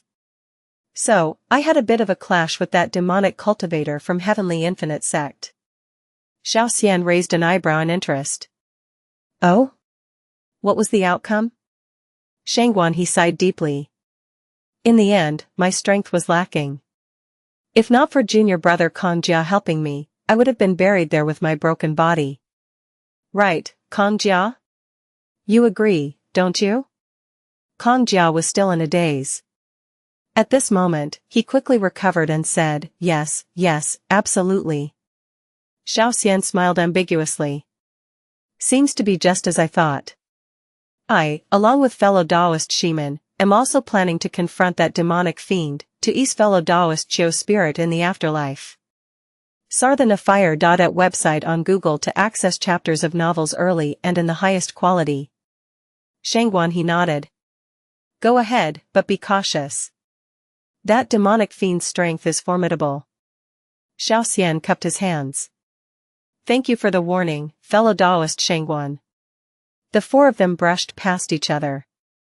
Xuan he watched their retreating figures with a cold snort. Kong Jia whispered, are they also going to form an alliance with Chu Xian? Probably, Xuan he shook his head. Everyone's scrambling to offer gifts to Chu Xian now. Who would dare to offend him? Let's go. We should return and focus on our cultivation, we shouldn't waste time. 3 days later. Chu Xian gazed at the 8 jade boxes in front of him and immediately broke into a smile. Inside were either precious recovery pills or powerful talismans. There were also 2 nascent soul-level early-stage puppet beasts. These were the small gifts sent by the nascent soul cultivators from various sects. The deaths of Qiu Wanhong and the fallen cultivators from Crazy Dragon Valley had made every cultivator realize the strength of Chu Xian. No one wanted to offend the sect leader of Heavenly Infinite Sect. The demonic cultivators weren't too concerned, as they had always stood on a moral low ground, pointing fingers at others. However, the righteous cultivators were much more cautious in this regard. In private, they had formed an unbreakable alliance with Heavenly Infinite Sect, but they dared not speak of it openly. After all, the righteous and demonic paths had never been compatible. Even now, when reality forced them to lower their heads, they didn't want other righteous cultivators to know. Of course, Chu Xian knew this, and they knew it as well. The so-called unbreakable alliance was just an illusion, easily shattered with a single poke. Few would truly regard the alliance as anything substantial. The gifts they had sent were not even their most precious treasures. The most valuable items remained safely tucked in their own pockets. Not only would they not give them to a stranger, but they were reluctant even to hand them over to their own sect's senior brothers. With so many nascent soul cultivators from Crazy Dragon Valley wiped out, the deity transformation cultivators from both sides must have noticed by now. Chu Xian rubbed his chin thoughtfully. Heaven 9 City. Heavenly River True Master sat quietly in a stone chamber. The floor of the room was laid with a spiritual gathering array, studded with numerous great spirit stones. This array allowed his cultivation to be maintained at its peak, preventing his level from dropping back to nascent soul. However, as a deity transformation cultivator, maintaining his original realm required far more spirit stones than a nascent soul cultivator. Even though he controlled a great spirit stone mine and several medium-level spiritual stone mines, he was already stretched thin. He wanted to meditate, but his mind remained restless. Ancestor, how long are your plans going to take? He muttered to himself. Do we still have a way out? He sighed deeply in his heart. Just then, a voice came from outside the stone room. Master, the cultivators of Crazy Dragon Valley were annihilated in one night. Not a single nascent soul cultivator, including Qiu Wanhong, survived. Heavenly River True Master raised an eyebrow, clearly intrigued. Annihilated? By whom? He asked sharply. I remember that Crazy Dragon Valley had 8 nascent soul cultivators enter the heavenly metal battlefield. 8 nascent souls, not pigs. The nascent soul cultivator from the reincarnation divine sect outside spoke solemnly. It was Chu Xian of Heavenly Infinite Sect. Chapter 378, Are cultivators so clever these days? Plus, turn off reset. Chu Xian? Heavenly River True Master mulled over the name, deep in thought. He suddenly recalled that it was Chu Xian who had annihilated the mystic Azure Star's feathered transformation Heaven Palace and taken its place. Because of this person, the reincarnation divine sect lost control of the mystic Azure Star, a resource-rich cultivation planet, which they had handed over without a fight. He had a vivid memory of that event. I remember, he suddenly spoke, this person previously took control of a great spirit stone mine, right? The nascent soul cultivator outside the door respectfully nodded, yes, that's correct. Qiu Wanhong and the others tried to seize that mine, but they were ultimately defeated by Chu Xian. Heavenly River True Master said lightly, what else? The nascent soul cultivator continued, the cultivators from Red Flame Pavilion took advantage of Crazy Dragon Valley's attack on the Great Spirit Stone Mine and occupied the Cold Ironwood Forest. They have now taken it as their own. Heavenly River True Master remained impassive, make sure they remember to deliver the Cold Ironwood every month. The nascent soul cultivator bowed, understood. Master, as far as I know, many righteous cultivators have secretly formed alliances with that demonic cultivator from Heavenly Infinite Sect. Heavenly River True Master replied indifferently, ignore them. Over time, they will eventually fight each other over the spirit stones, and those so-called alliances will fall apart. He paused, a cold glint flashing in his eyes, always remember what I have told you. Our enemy will forever be Tian Mozi. As long as he does not act, we should not act either, or we will give him an opening. The nascent soul cultivator nodded respectfully, understood, Master. I will take my leave now. Heavenly River True Master sighed softly, closing his eyes and entering a state of meditation, putting all his concerns aside. Another peaceful and calm day. Chu Xian casually crushed the skull of a nether crocodile, sighing slightly. Ever since the news of his killing of Qiu Wanhong spread, no one had dared to trouble him. No one dared to eye the Great Spirit Stone Mine either. Now, those brave enough to challenge him were no longer human. They were beasts. Only ancient beasts like the nether crocodile and the dark nether falcon would persistently seek trouble with him. What a pity. Roar. In the distance, the howl of a corpse puppet echoed through the night. Chu Xian raised an eyebrow. That direction led straight to Heaven 3 City. Now, Heaven 3 City was entirely occupied by corpse puppets. Most of these corpse puppets had been left behind by Heavenly Corpse Palace cultivators. There had been a few righteous cultivators who, upon seeing their potential, had tried to subdue some of the puppets for their own use. After all, corpse puppets didn't consume spiritual qi, which made them perfect minions in the heavenly metal battlefield, where spiritual qi was dwindling. But those few righteous cultivators had all met with failure. 2 unlucky guys even perished in Heaven 3 City, without even causing a ripple. Chu Xian had no intention of going to Heaven 3 City to subdue the corpse puppets. Currently, the 3 corpse kings under his control were all of his own making, and their loyalty was exceedingly high. If you come across this story on Amazon, be aware that it has been stolen from Royal Road. Please report it. Meanwhile, the corpse puppets in Heaven 3 City were all crafted by Heavenly Corpse Palace cultivators, and they had already undergone a rebellion. Once they tasted the act of devouring their masters, it would only be a matter of time before they did it again. Chu Xian did not want to plant a ticking time bomb next to him. However, it's not a bad idea to let them feast properly. Perhaps it will help them level up. The corpse puppets in Heaven 3 City were not very powerful.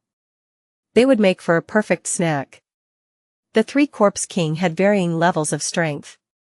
Who was the strongest, now a 6th level corpse king? Bao followed closely behind, a 3rd level corpse king. Long was the weakest, a 2nd level corpse king. While these levels were enough to deal with ordinary nascent soul cultivators, there was still a considerable gap compared to Chu Xian's current strength. It would not do to neglect their progress. Let's go. Time for a snack. With a sweep of his hand, Chu Xian led the 3 corpse beasts straight toward Heaven 3 City. The process of feeding was a bloody affair, so there's no need to elaborate. What surprised Chu Xian was the fact that there were quite a few Taotai roots emerging in Heaven 3 City. It seemed the spread of the Taotai roots was faster than he had anticipated. Another shock came when he noticed that the underground of Heaven 3 City was exuding an unusually strong aura of yin qi. None of the 9 cities in the heavenly metal battlefield had ever experienced this before. It seems that the sudden rebellion of the corpse puppets isn't just related to the decline in strength of the heavenly corpse palace cultivators. Xuan rubbed his chin, deep in thought.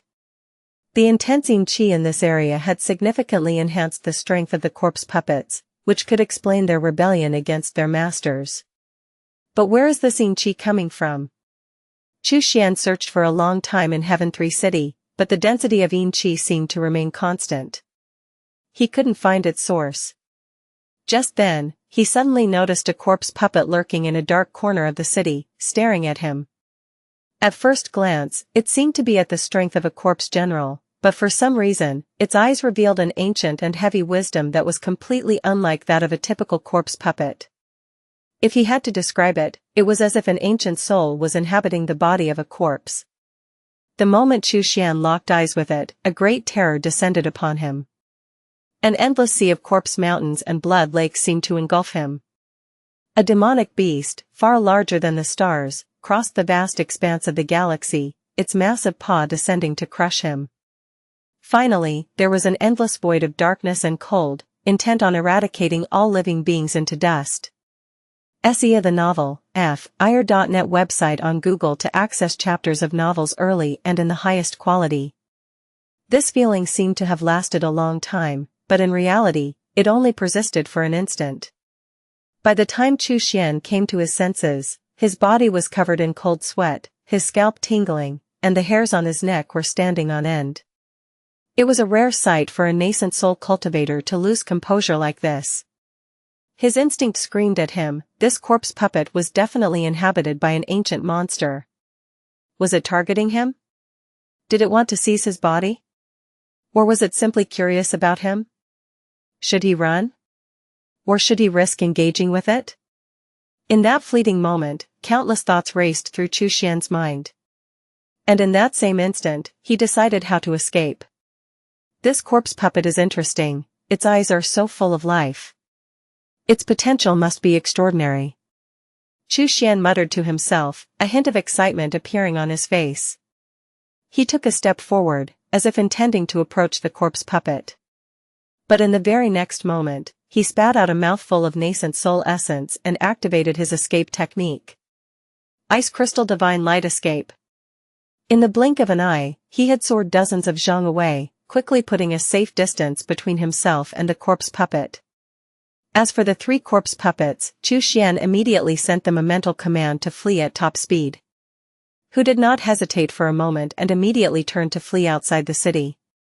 Long, having no mind of his own, simply obeyed his master's command and ran without question. Only Bao hesitated slightly, eyeing the corpse remnants on the ground, tempted by the feast. He lingered for a moment, taking a few more bites before finally running, though it cost him a little time. Interesting, are all cultivators so clever these days? The voice of the corpse puppet echoed from its mouth, dry and hoarse, as if it had developed an interest in Xuan.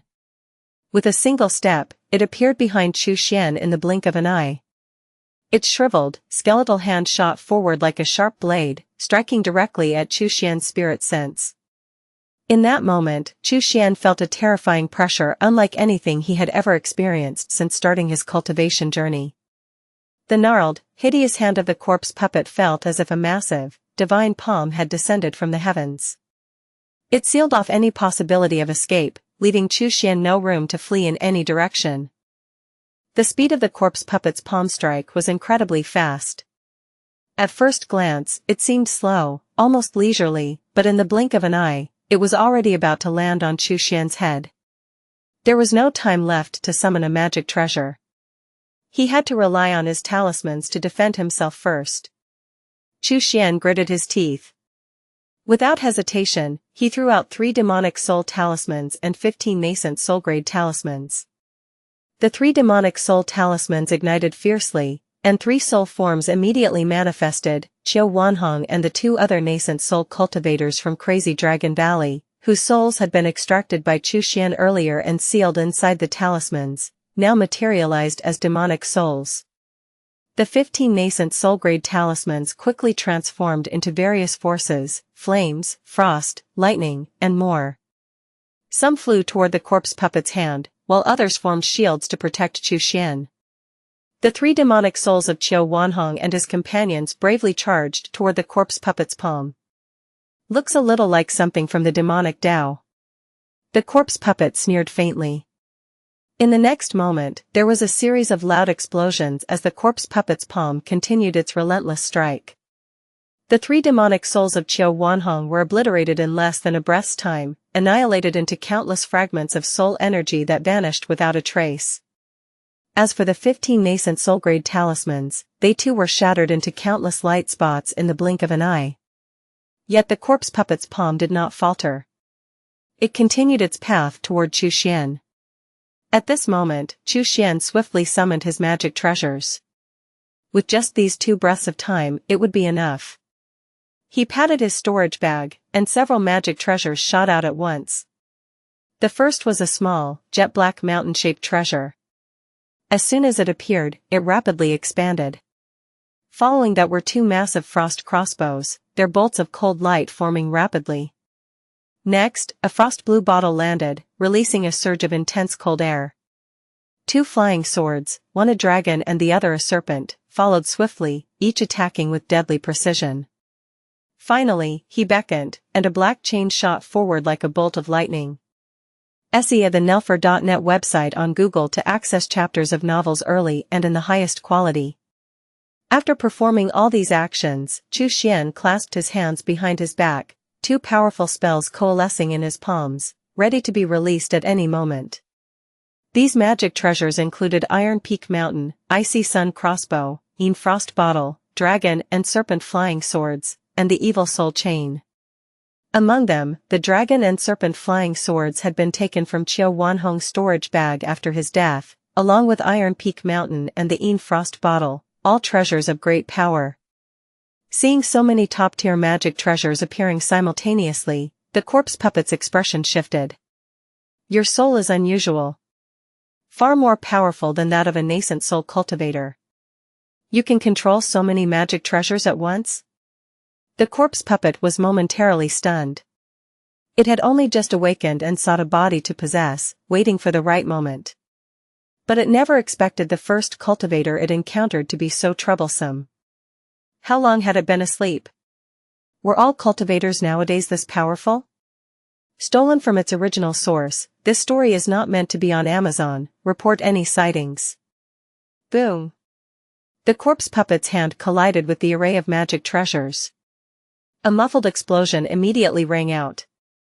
Iron Peak Mountain was the first to be sent flying, letting out a mournful cry. Xuan took one glance and knew immediately that the treasure was now covered in cracks and could no longer be used. The 2 frost crossbow bolts shot from the Frost Sun crossbow failed to injure the corpse puppet's palm. However, due to the cold energy from the Een Frost bottle, the bolts succeeded in slowing the palm's descent. The Dragon and Serpent Flying Swords slashed toward the corpse puppet's neck from either side, forcing it to raise its other hand to block. But this only lasted a moment. The Dragon and Serpent Flying Swords were immediately sliced into 4 pieces, losing all their previous luster.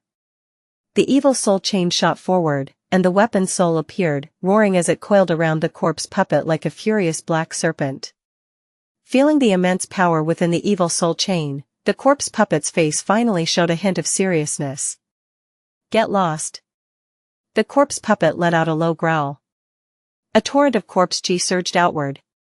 It blasted the Evil Soul Chain away, and cracks appeared on its surface. This was Xuan's fated magic treasure, and its cracks sent a jolt of pain through him. He let out a muffled grunt and spat out a mouthful of blood. You surprise me, kid. A voice filled with doubt echoed from the corpse puppet's mouth. On the corpse puppet's palm, a fierce surge of corpse chi began to rise. The foul, decaying stench immediately hit Xuan's senses. Even just a whiff made his body feel as though it was being corrupted. Xuan immediately began circulating the white jade antitoxin art. This was a technique he had developed for poison resistance, capable of neutralizing most toxins. Clearly, corpse poison was among them. But he didn't expect it to hold off much. What mattered now was getting rid of this corpse puppet and escaping with his life. It looks like I'll have to use this move. Xuan slapped his storage bag, and a small dagger suddenly appeared in his hand. The Sin Karma Saber. This was the treasure he had obtained after slaying Yun Zhongyu. Although it was only a high-grade magic treasure, it possessed an extraordinary ability. It could convert accumulated merit into the fire of sin karma. The more merit it consumed, the stronger the fire of sin karma became. So, despite being a high-grade magic treasure, in Xuan's hands, who possessed immense merit, it was an extremely potent trump card. I've kept this hidden for so long, and only now have I been forced to use it. Though Xuan felt a twinge of regret, he wasted no time in reversing his merit. A burst of golden light surged from him, instantly transforming into the red-black karma of evil. The seemingly ordinary sin karma saber was quickly ignited by the flames of sin karma. Despite being no larger than a palm, the saber expanded to a massive 3 zhang in an instant, its flames roaring fiercely as if set to burn everything to ash. The moment merit reversed into sin karma, Xuan felt something intangible being drawn from him. It was his merit, along with a portion of his lifespan and fortune. But at this moment, for the sake of survival, he had no choice but to part with them. Merit was precious, but life was more precious. Life only came once. Merit, however, could be accumulated again. Go. Without another thought, Xuan hurled the sin karma saber forward, then quickly stowed away his magic treasures and fled. At this moment, the corpse puppet's gaze shifted completely. So much sin karma? It immediately withdrew its palm and dodged, but the sin karma saber seemed to have a life of its own, relentlessly pursuing it.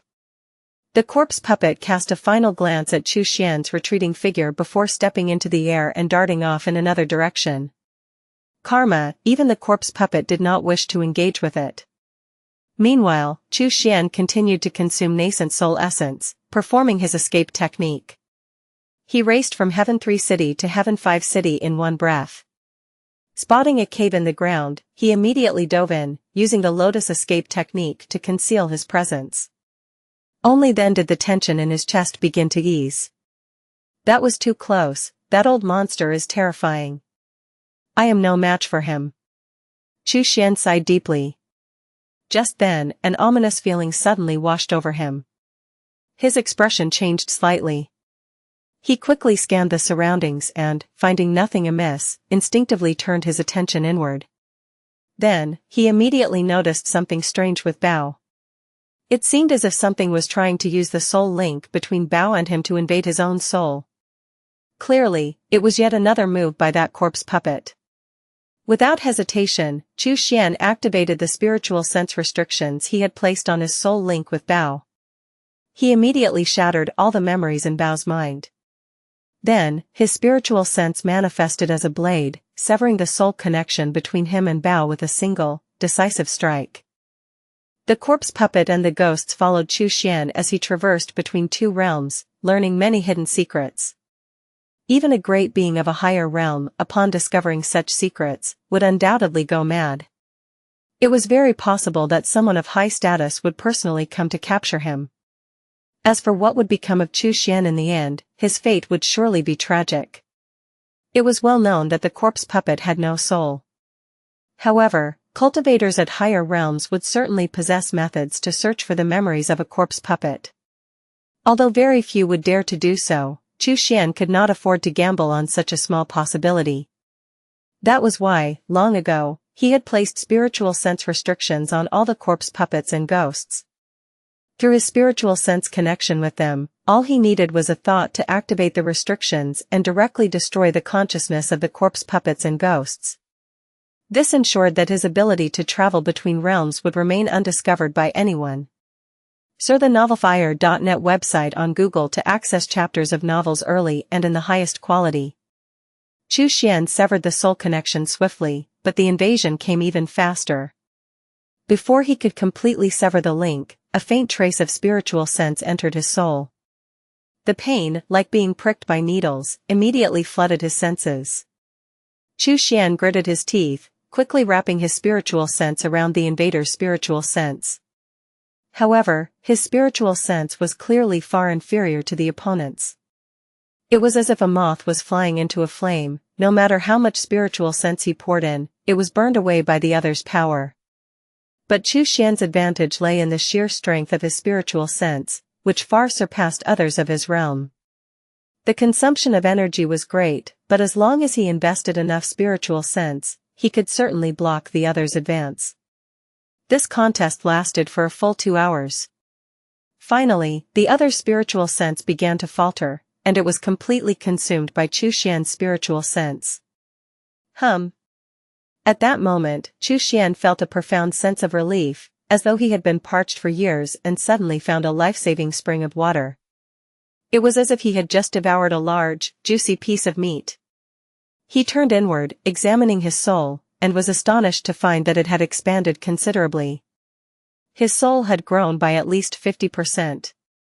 This meant that the upper limit of his spiritual sense had increased by over 50% as well. With this expansion, he found that his perception of the world had deepened. Things that once seemed obscure and hard to understand now felt simple and clear. This was the effect of a stronger soul. Though I've lost many treasures, by a twist of fate, my soul has grown much stronger. There aren't many ways to strengthen the soul. Chu Xian exhaled a deep sigh of relief. Perhaps this was the dual nature of fortune and misfortune. Though he had lost his best magic treasures, they could be replaced. Now, in the heavenly metal battlefield, spiritual stones were far more valuable than magic treasures. As long as he was alive, he would eventually acquire even more and better treasures. Such a pity about Bao. He could have been a great asset to me. It's obvious that old monster set its sights on him, Chu Xian muttered to himself. By cutting off his spiritual sense connection with Bao, it meant that Bao would die and become nothing more than a shell. However, it's no big deal. The Heavenly Corpse Tower holds plenty of corpses from body-refining cultivators. I can just pick one and refine it. It won't be long before I have another lively corpse king. This narrative has been unlawfully taken from Royal Road. If you see it on Amazon, please report it. After waiting a while for Huan Long to return, Chu Xian immediately set off toward Blue Star. There was no time to waste in the Sky Gold battlefield. Meanwhile, at Heaven 3 City, Bao stood up again. His eyes were no longer the clear, naive ones of before. Now, they were heavy and aged, filled with a deep, ancient wisdom. The corpse puppet he had originally occupied had been discarded carelessly. This corpse puppet is quite impressive. It actually has a spiritual root within, Bao's voice echoed with a faint smile. That little cultivator is interesting. He actually sensed that I was trying to take over his body through the corpse puppet and his master's spiritual connection. This corpse king must be quite valuable to him. He gave it up so decisively. Quite a character. While Bao spoke those words, he clearly wasn't overly concerned about Chu Xian. Instead, he began to move in his newly acquired body, cracking and popping as his bones shifted and realigned. After a long while, a look of confusion appeared on his face. But, who am I? What should I do? Why have I woken up? He frowned, deep in thought. His previous urge to possess Chu Xian had been a mere instinct. Now, as he settled into this new body, all kinds of questions began to flood his mind, causing his thoughts to become scattered.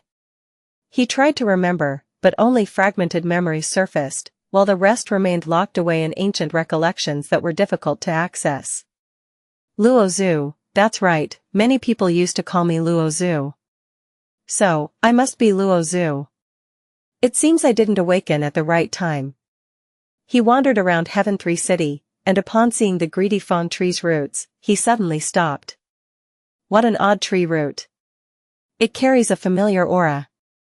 He reached out a hand and easily pierced the roots of the tree, as if slicing through tofu. The Taotai tree immediately trembled violently but did not dare resist. So, your name is Taotai tree, now I know. I'm not sure what I'm supposed to do, but I know I must go somewhere. Where is it? The eternal battlefield. Yes, that's it, the eternal battlefield.